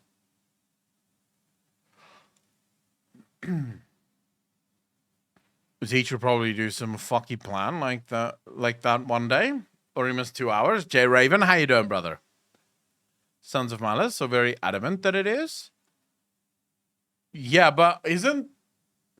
So the video I watched about Malice, it seems like there is evidence for Malice, but we don't know if there is such a thing as Malice. I don't think that's been like written about at all, outside of a couple of phrases and passages in different books.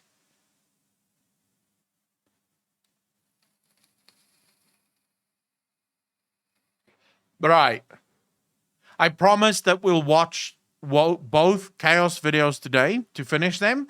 We now have one left. The only video we have left of the Chaos Gods and the deep dive into the Chaos Gods is the one of Tzeentch. Then we have to watch a video that explains the Chaos Gods in the 40k universe and how things may differ there. So let's get into the Tzeentch one.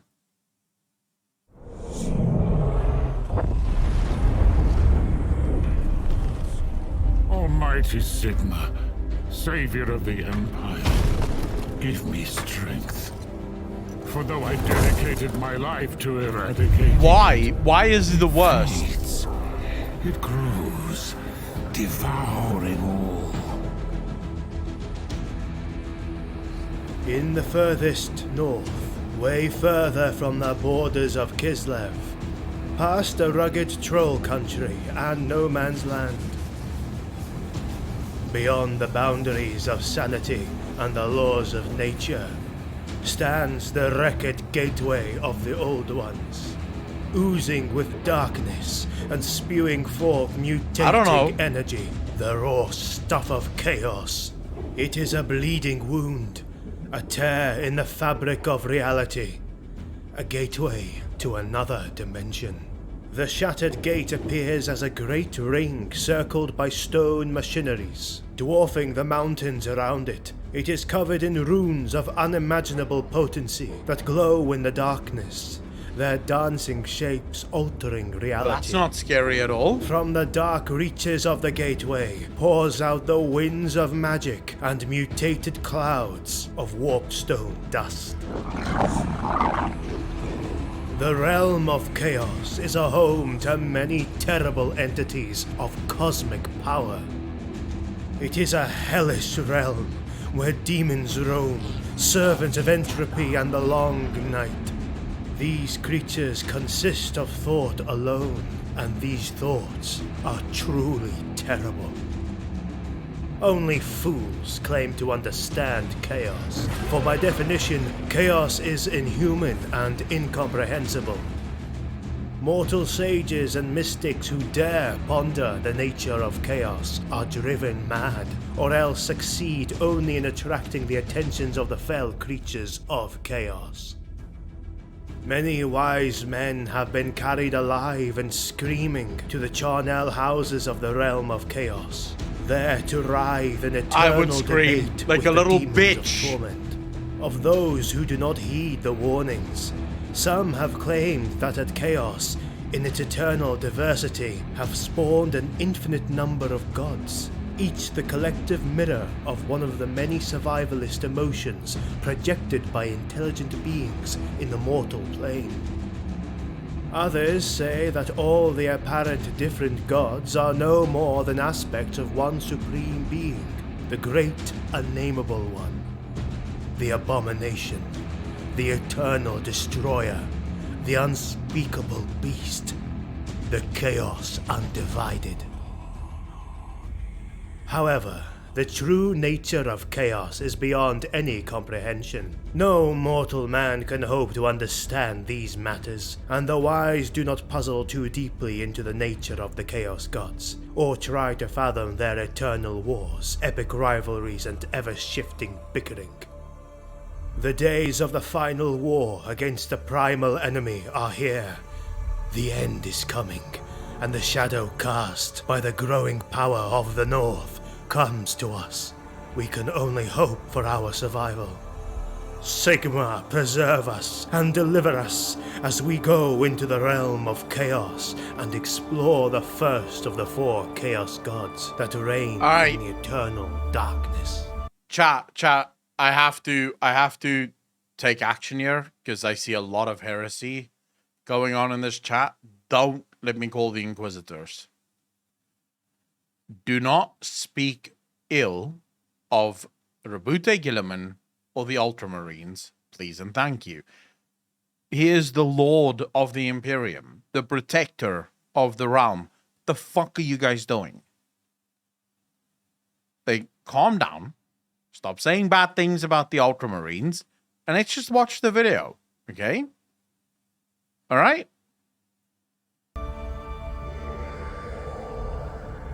The changer of ways, the great deceiver, he who controls the fate of the universe, the Lord of Change, Zinj. These names represent a being of pure entropy. He is the sorcerer of chaos, and his circle of influence is change, the mutable time stream and fate itself. His many followers infiltrate the human Rogue, societies, you're gonna get forever fucked plotting, by the Inquisition, biding their bro. time, waiting for the moment to rise up against law, order, or any stabilized rule. What the hell's wrong with that thing? Even though no two depictions of Tzeentch are identical, the Chaos God of Change has been described as a giant whose puckered face is conjoined with his torso. His skin writhes with leering, abhorrent faces in a state of constant change. Above his eyes are two spiraled horns, each alight with arcane fire. Tzeentch rejoices in using his guile and cunning to manipulate his enemies and supplicants to influence the future and their fates. Although Tzeentch resides within the realm of chaos, his attention is focused predominantly on the mortal world. The contradictions, hypocrisy, and deceit scarring the souls of mortals acts as a lure to the Changer of Ways. Oh, you guys In are some gonna cases, get fucked. He uses his mortal pawns in a great game against the other ruinous powers. However, he is mostly interested in satisfying his primal desire to control and twist the fates of every being as they become embroiled in his incomprehensible and infinite schemes. Tzeentch is the Changer of Ways. He is the supreme master of magic and subtlety. Tzeentch's plots are infinitely complex and interwoven, and he is the principal architect of the secret alliances and wars between his brother gods of chaos and the simpler and mortal men alike. Tzeentch is the chaos god that reigned supreme over the other ruinous powers during the first incursion of the mortal realm.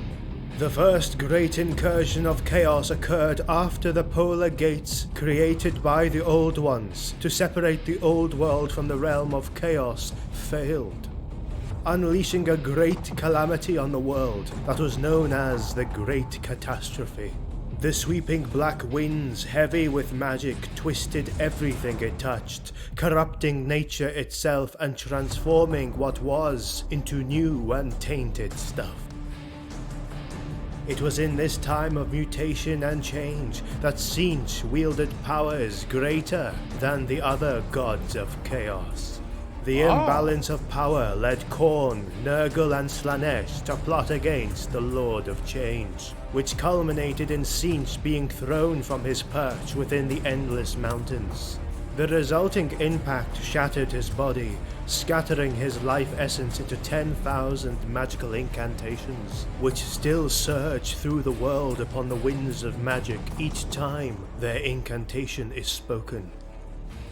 Even with Tzeentch's power being scattered, he still remains as one of the most prevalent chaos gods in terms of worship, as it is through him What that the- mutation. Bro, so if he were ever to reunite himself with all of his parts, he would be unstoppable. Transformation, blessings, ascensions, and death are wrought. Two creatures have been given the task of collecting the scattered incantations of Tzeentch's form. The Blue Scribes, Petarix, and Zeratuk. The completion of their task would bring about the reunification of Tzeentch's sundered power and his form. These brothers were granted Ballistic, listen here, chat. I don't want to call the Inquisition because that's going to be, like, not fun for anyone. But you guys are really fucking teetering on the brink here of heresy. I need you guys to calm the fuck down now. I know that this is fantasy, by the way. It's still cool, though. But I do want to watch a video after this, sort of looking into the Chaos Gods of the 40k universe and see if I can spot some differences. Because a lot of the things that's said here doesn't read the way that the story in 40k go. Not just for Tzeentch, but for a lot of the other gods as well. There were things that he would say, and I can't really think of things, but in the moment he would say it and I'd be like, would Warhammer 40k work that way? It doesn't sound very 40k-ish, you know? Okay, let's put this video on the back burner for now, but we'll watch it after this one. More intelligence and self-awareness than typically bestowed upon the Deceiver's abominations, making Sinch fear the possibility of betrayal. As a safeguard, Sinch made the pair Why did he put his vagina in a circle? I don't understand. diametrically opposed to their charge. Ptarax can transcribe the incantation of any spell using a His pinfell body is from a weird. Lord of Change. Voicey, how you doing, Yet brother? he has been denied the ability to read. Zeratip can read the scrawlings of his brother, but cannot understand their meaning. So they exist, unleashing the devastation of their spell upon whichever realm is unfortunate enough to harbor their existence. Sadly, or unfortunately, their mission can never be completed after the mortals meddling with magic multiplied the existing incantations to an insurmountable Sure, degree. Al. So their mission keeps extending forever. Well, that sounds fun. The source of all magic is the Bright Realm, whose heirs form the substance of change, and which is known to the wise by the name of Chaos. All life lies balanced between the order of timeless idealized forms and the chaos of endless change. Order and chaos in equal measure and strength. Few understand this, for most men are flawed by ambition, desire, and their vanity, so that their souls are blind to what is purest and noble. So it is that many are drawn to the vice of wizardry. These fools scoff at danger, mistaking the wisdom of the aged for fear, the wise prudence for the coward's terror. True, Al, true. As the dread rune of chaos has 8 arrows, so 8 Rogue Soldier, thanks for the follow, bro. Really appreciate that. Welcome to the channel. Thank you, thank you, thank you. I still don't know anything about fucking Zeech. Other than the fact that he's been split into 10,000 pieces. He's super fucking strong. And things change the whole time. Take care, Adavarius. Take care of yourself, brother. Thanks for hanging out, bro. I think that's quite the point of him. So you don't know anything about him? Oh, for fuck's sake. This is going to drive me nuts. Oh, shit. winds of magic flow from chaos into the lands of time, and hence through the minds of men. Upon each wind, demons ride into the world. Their whispering is the noise of the wind, and their laughter rattles at our doors. From the 8 winds of magic, the sorcerers of the mortal realms distill their spells, calling upon the aid of demons and their minions as they travel upon the winds of magic. Thus, in centuries past grew the great traditions of sorcery, which are still practiced to this day, for good or ill.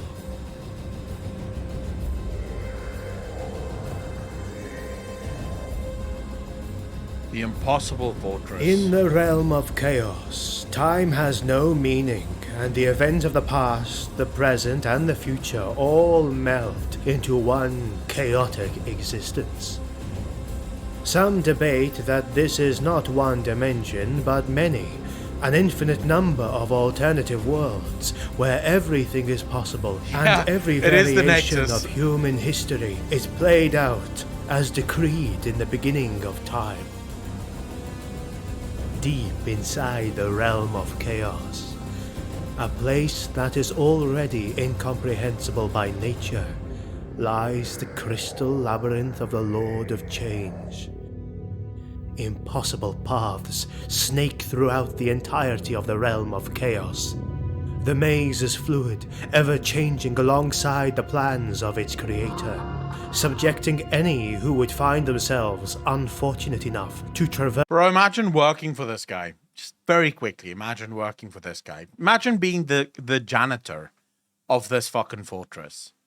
and you're busy working, and then suddenly things change and you're fucking lost. Like, what the fuck am I supposed to do now? Where am I supposed to go? Everything's changed. It's all new. Like, it would be miserable basically being Nurgle's janitor. Nurgle wouldn't want a janitor. You don't, like, they view cleanliness as almost abhorrent. Just keep your head down and sweep. Yeah, just fucking keep going. Like, who knows what the fuck's going on here? Curse it with madness, terror, and sickening hope. Different passages and rooms obey different physical laws, and what is true in one place can be the opposite right around the corner.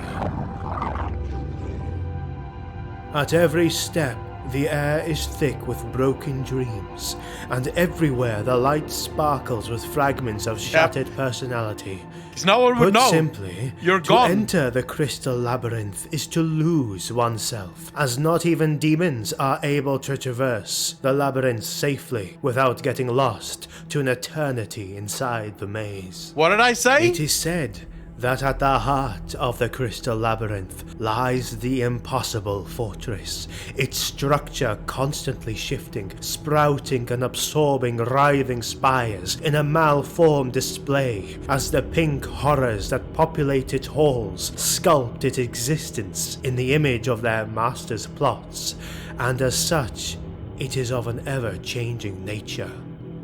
Were a mortal to find himself in the impossible fortress, he would not live long before being driven completely mad by visions of the future, past and present. Impossible and agonizing sounds, leering voices, and unreality warped in a million forms can drive even the most mentally strong being in a state of complete despair and hopelessness.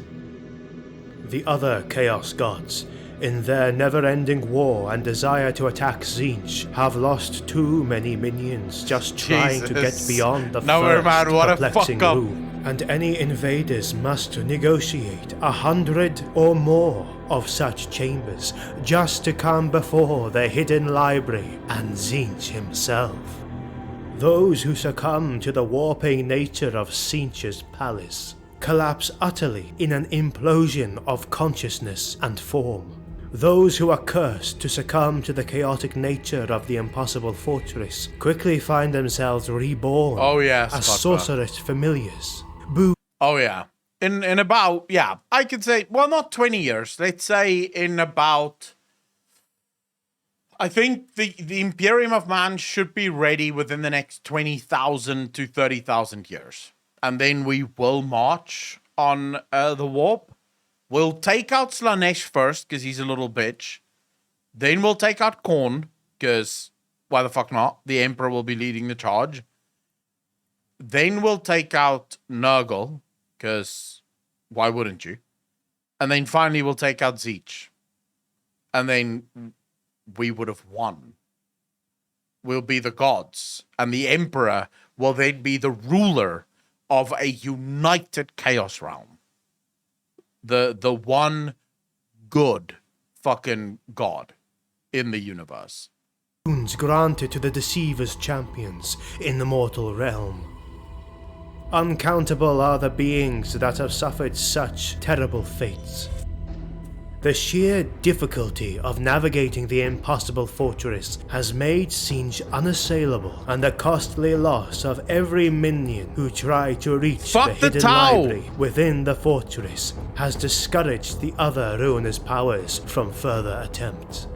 Within the hidden library lies the root of Tzeentch's very existence. Tomes inscribed with all the forbidden knowledge in the universe are housed on its shelves alongside the Deceiver himself. He spends eons glimpsing inside the well of eternity, studying every facet of its existence in the hope that it will betray the secrets of the past and future so that he may use them in his own machinations.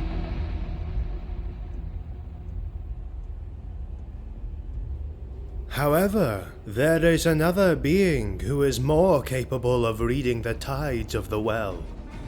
Kairos, Fate Weaver, survived being thrown into the depths by his master.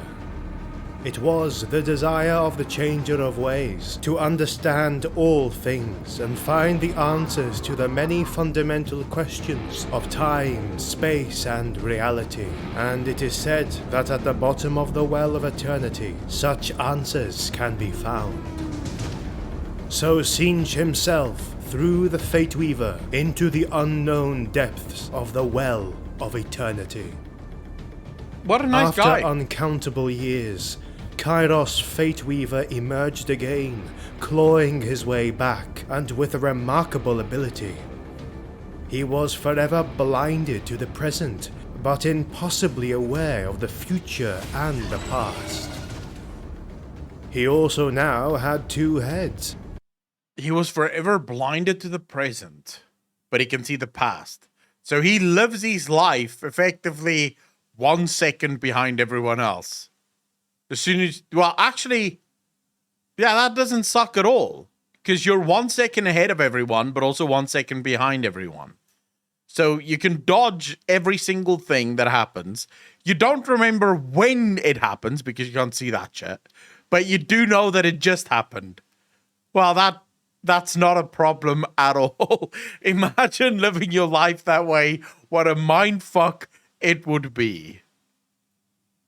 Kairos emerged from the well, able to see things even hidden to his master, and so was pronounced as Sinch's own oracle.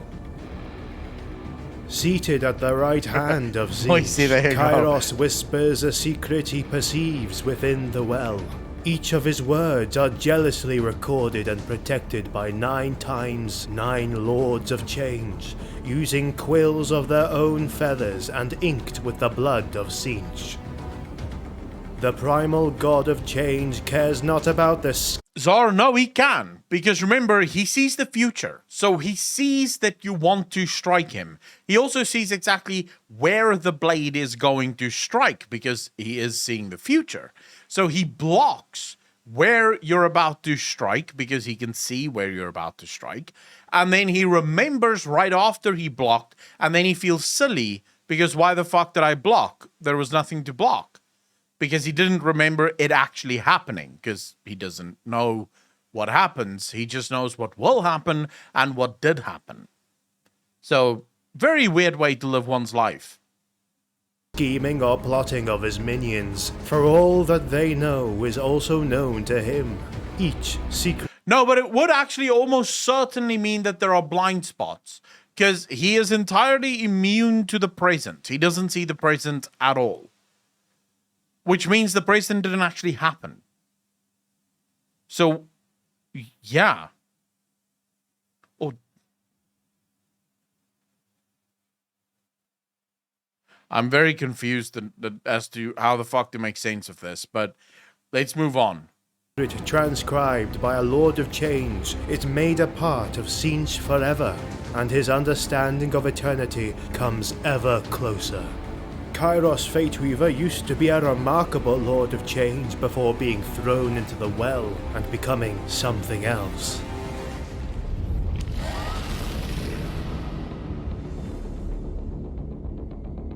The Lords of Change are the masters of deception and are extremely manipulative. Nothing pleases them more than to see the seeds of their plots bring fruits in the form of destruction, betrayals, alliances, deaths, and renovation. He seems Egyptian-inspired. To be able to alter the very history is their delight and entertainment, as well as their necessity and purpose. Not fucking small. Lords of Change, also known as Feathered Lords, are highly intelligent and powerful beings that can even deny knowledge and truths to other demons, even fellow Lords of Change. Such is their power. In all their majestic and imposing presence, the Lord of Change's most striking and dangerous features are their deep eyes. Few mortals can withstand the scrutiny of their gaze, And it is said that when a Lord of Change looks upon a mortal, he perceives not only the creature's ephemeral flesh, but also the ultimate failure or realization of its hopes and dreams. Even then, it would be impossible to know for certain if what was presented is true or not. Although a Lord of Change would almost always prefer to use magic and trickery to further its ends, he is still a fearsome fighter that can take on a one-on-one challenge. Countless heroes are the ones that have underestimated these strange creatures, thinking their wiry frames and fluttering wings fragile. Only when their weapons shatter against the otherworldly demon's skin and his mighty talons shred armor like paper do these valiant but not so smart heroes realize the terrible depth of their mistake. It is already too late by then. Is not the only constant in the universe change?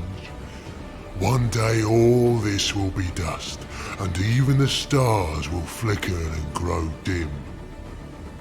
Your life is but a tiny candle in the darkness, and your death an afterthought, shorn of meaning by its insignificance.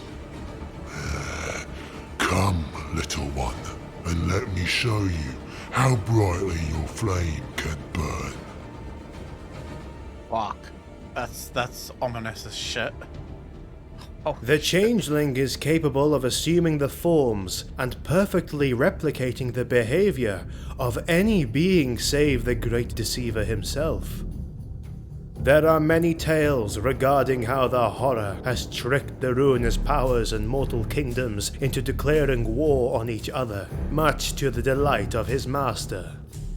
However, the Changeling would just as soon impersonate messengers and generals before a war, as he would take on the shape of whichever foe possesses the most power and skill to decimate his enemies, once a bloody battle is raging on.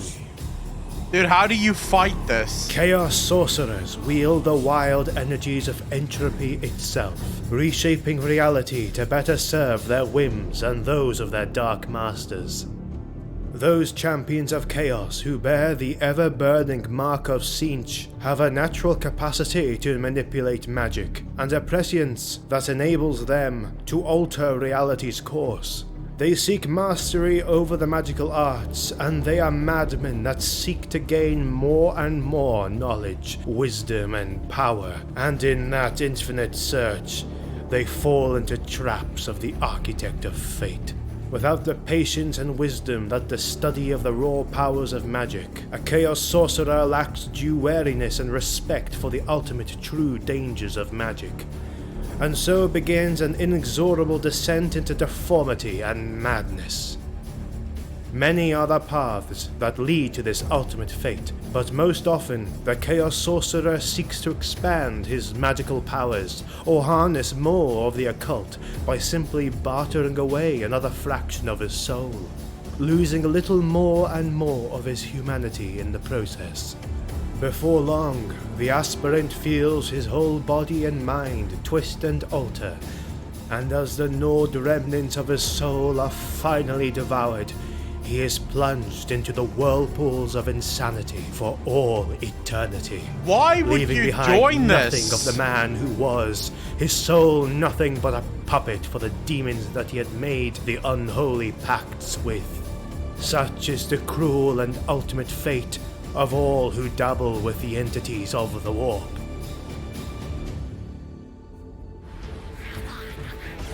Oh, yes, those little things. Spellcasting fills the pink horrors of Tzeentch with joy, and so these creatures are almost ever present along powerful sorcerers and agents of Tzeentch, whether they are immediately visible or not. These pink creatures of the warp emit a special merriment as eldritch energy screeches from their upraised hands. What are they called, these little fucks? These horrors are considered just pawns to be expended as part of a carefully wrought plan to bring the Lord of Change's plans into being. The same happens with the Flamers of Tzeentch, also known as Burning Horrors. These are warped creatures that are made of chaos Wait. energy, and they can They don't have cool names? They're literally just called pink horrors.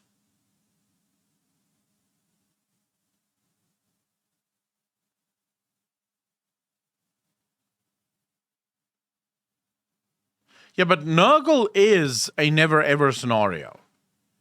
Zeech too. Look, I'm going to be honest with you. There's no point in choosing Chaos at all. Because, yes, you might argue, while Nurgle takes your pain away, but also takes your ability to think for yourself away. That's the one thing that I hate about all of the Chaos Gods, is once you join them, you basically just become a slave to them. You're not free. You're just part of their schemes. Because it's the last thing you expect it to be. Jesus. hurl bolts of fire-like projectiles into their foes. They can alter reality itself in small scale, and are deadly as they can move quickly across any battlefield. In addition, the cultist cells of Singe across the mortal world command untold influence, from the frozen wastes of Norska to the vaulted halls of the Empire. Yes, heresy is a Its crime. members range from advisors within the court of Karl Franz and the Elector Counts to lowly rat catchers in the sewers of Yeah, Nuln. that's actually a good point, Al Valentine. I didn't even think of that, because Horus did this, right? That's what Horus thought he was doing. Horus thought that he was using the chaos against the Chaos Gods. Yeah, he wanted to kill the Emperor because he believed that the Emperor was the reason for humanity's suffering, or was going to be the reason for humanity's suffering. But he also thought that by using the chaos, he could eventually beat the Chaos Gods themselves. Lost and damned. So yeah, they're slaves. What better orc slave, or Ned food, or a servant of chaos? Neither. What about a citizen of the Imperium of Man? A proud citizen of the Imperium of Man, doing the bidding of our Lord and Emperor. That seems much better. Each vying for the powers granted through mutation and the bestowment of forbidden knowledge. Without a doubt, the most influential and powerful of every Chaos cult is the Purple Hand, who are driven towards their ultimate goal of one day controlling the Empire. However, the machinations of the Deceiver are shrouded to the eyes of even his most fervent followers. There have been many incursions from the vile beings that inhabit the realm of chaos into the mortal world. First of them being the Great Catastrophe. Many more followed, and the world has been... So what I think is going to happen is, and it has to happen at some point.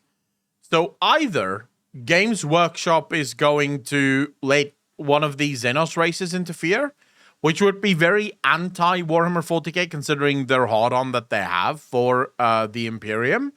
So I think what's going to happen, and this is just based on no fact whatsoever, just me speculating a little bit on what could happen, I think humanity is going to discover an STC fully intact that gives them the upper hand again, that gives them control in a universe that otherwise would be fucked, right? That's technically what I think is going to transpire. Not STD, STC. It is called an STC, no? Yeah, what's those giant fucking library things called? It's STC, no? Yeah. No, that would be too valuable. Would it be, though? Because, look, humanity, even with an STC, is still at a disadvantage, just not that big of a disadvantage. It's not like humanity discovers an STC and suddenly there's no one in the galaxy that can fight them. It just gives them a lot more power than what they have now, because right now humanity is pretty much with its backs against the wall. So I do think that's what they would have to do, is the power to make the golden age of tech again. Well, yes and no. Yes and no, because remember, there's still things that humanity will not embark on, even if they did discover a full STC. Men of Iron, so I'm not sure an STC is enough. So yeah, we probably won't have the Men of Iron, but there's almost definitely going to be some like something has to happen, and it has to be something that gives the Imperium the ability to fight back. Because right now, I don't know if the Imperium has any ability to really fight back. Not in a full frontal assault. In a constant war against chaos since time immemorial. In the year 231 of the Imperial calendar, the famous Battle of Glencurst took place. Demonettes and pink horrors burst forth from the caverns below Middenheim. They wreak considerable damage to the city and lay waste to nearby places before being vanquished. Wait, isn't an STC effectively like the collection of all knowledge of humanity always? Like, this is why, because they discover many STCs, but most of them are not intact. So most of them can only do like one thing or maybe a little bit of a thing. It can't do all of the things. So if humanity discovered a fully intact STC, then they could basically craft all things that they have always been able to craft, but now no longer can. Or do you even get different types of STCs within the Warhammer 40k universe? So there are full-blown STCs that can make all of the things, and then there's smaller STCs that can only make some of the things. So a specific thing, indefinitely. Given the Imperium STC would make the Mechanicus too powerful. There's a reason why Golden Age humans are OP. Yes, not all STCs are full craft things. Those are very, very rare. All right, but I'm talking about if humanity could discover a full craft STC, or maybe just a craft STC that sort of gives them more of the... So, for example, Emperor-class Titans and Emperor-class battleships. If they just discovered an STC that could do those two things, I think humanity is already in a much better position. At the Battle of Glencurst by the army of Count Rainer von Meckel. Von Meckel is left suffering terrible dreams for the rest of his life after that confrontation. Always the same, these nightmares have him striding eternally across a blasted and twisted landscape, populated by creatures much like those he had vanquished. His remaining years are spent in the care of one temple or another, as the priests work to calm his ravaged soul. 15 years to the day of his victory, von Meckel vanishes from a locked room. Yeah, but... What his ultimate fate? So your problem there, Scottberg, and I know we're not actually... I am focusing on the video, but I'm reading chat also. Scottberg, your problem there would be... Most of the things that Belisarius Cawl is making is only insofar as, like... It's limited. So, for example, I don't even think Belisarius Cawl would know how to make Emperor-class battleships, would he? He's trying to rediscover the glory of the Imperium, but I don't think Cawl knew everything that there was to know. He knew some of the things, but he didn't know everything. So he's desperately trying to recreate a lot of the things that the Emperor made. Took him 2 to 4k years to make. Emperor class can still be made, can't they? Yesterday I was told that Emperor class can't be made anymore because they don't actually know how to make them anymore. Plus, it would take humanity right now far too long to actually try to make an Emperor class battleship. So, yeah. During the time, I thought that was the Apocalypse class. I don't think they will ever get back to the tech levels of the Human Stellar Confederation. The League of Votan have a lot of STC hidden. I don't know what the League of Votan is. A modified, that's Emperor-class ships, not Titans. Yeah, but you have Emperor-class ships and you have Emperor-class Titans. At least That's what I was told yesterday. And both of those are things that they can't make anymore. And even if they could, it would take them thousands of years. So it wouldn't even be possible, really. Space Dwarves. A newly introduced faction of Space Dwarves. Oh my god, now there's Space Dwarves as well in the game. Oh, Jesus. Wait, how did they get their hands on STCs? It is. None can say with certainty. Hundreds of years later, another event which involved Sinch took place. It was in the year 2520 of the Imperial calendar, and it would be known later as the Year of Woe. As mortals reckon, it was in this year that Sinch sent Kairos Fateweaver to steal the 12 enchanted artifacts, once possessed by the companions of the legendary Gilles Le Breton. So important was this goal of Sinch that he dispatched the greater part of his armies to the mortal plane.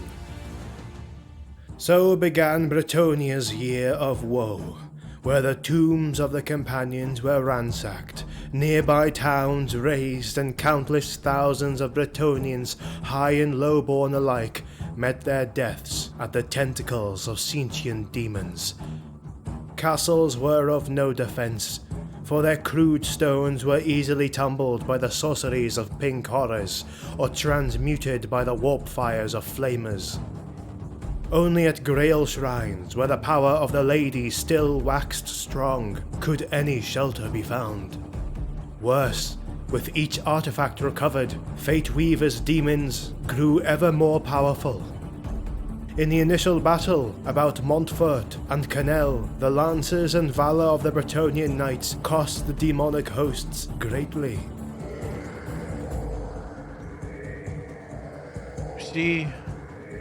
We see that which was, and thus we know your secrets. We see that which shall be, and thus we know your fate.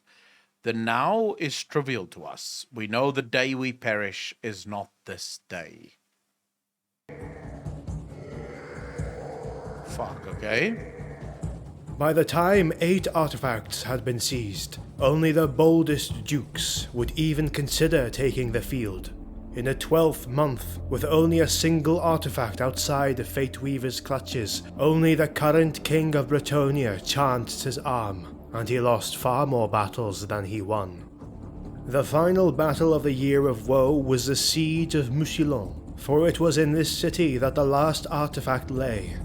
At the height of the siege, the Bretonian armies made one last sortie against their abusers. As they did so, help arrived from the most unusual source. Nurgle had long been fond of Mouchillon, for it had been the breeding ground for many of his favourite plagues. He could not bear the thought of the city being eradicated by the minions of his hated brother Sinch, and he loosed his own armies. Oh fuck. Nurgle helping Unaware humans? of the What the wider fuck? battle being fought, the Bretonians gave no quarter that day. They saw only an army of demons given over to fighting amongst itself, and slaughtered everything that came before their lances. Kugath Plaguefather bludgeoned Kairos Fateweaver to feathered ruin, only to find himself pierced on the points of a dozen blessed lances. With the destruction of their leaders, both demon armies vanished, doubtless to pursue the battle on more familiar territory, leaving only their battle-ravaged fallen and the very items Fateweaver had come to steal. But why would There are many incursions of chaos demons into the world. do the Imperium view the League of Votan as heretics, or as Xenos, or as humans? But they would be harder to manifest if not for the countless mortal followers of the Chaos Gods that enable them to cross the warp and manifest into the mortal realms. Many are the mortals who serve the demonic overlords of chaos, from within the heat of the Empire or the noble houses of Bretonia. In the lands of men there are reveled and sick heretics who worship the Chaos Gods in secret. Despite the efforts of the Order of Witch Hunters, their influence grows daily. It grows in secret, and many powerful and influential figures in human societies and civilizations throw their lot in with the ruinous powers, hoping to gain Swanky, how you immortality doing? and great power as their reward. In deep cellars and hidden temples, these heretics perform obscure acts to appease their dark masters. Each year they are said to be more numerous and powerful. If we keep going, we will lose ourselves in an eternity of madness and despair. Voices are already whispering in our heads, and the temptations of more knowledge and power are now almost unbearable. We must stop for now exploring more about Siege, the Chaos God of Change, for if we do not, an eternity of torment awaits. It is unstoppable. I am unstoppable. I see it now. The beasts that will devour the world. No fucks were given.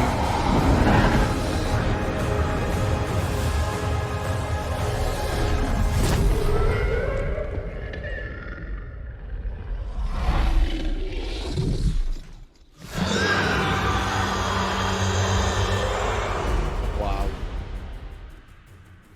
On this channel, we are putting together narrative Total War cinematic battles and Warhammer lore Jesus. videos. A special thank you goes to our Patreon supporters who help us in the making of more content. You can also join Patreon and earn extra perks while supporting the videos to come. Find the link in the description below. Make sure to subscribe, and thank you for watching. See you on the next one. Holy shit, dude. That was some cool ass fucking diving into chaos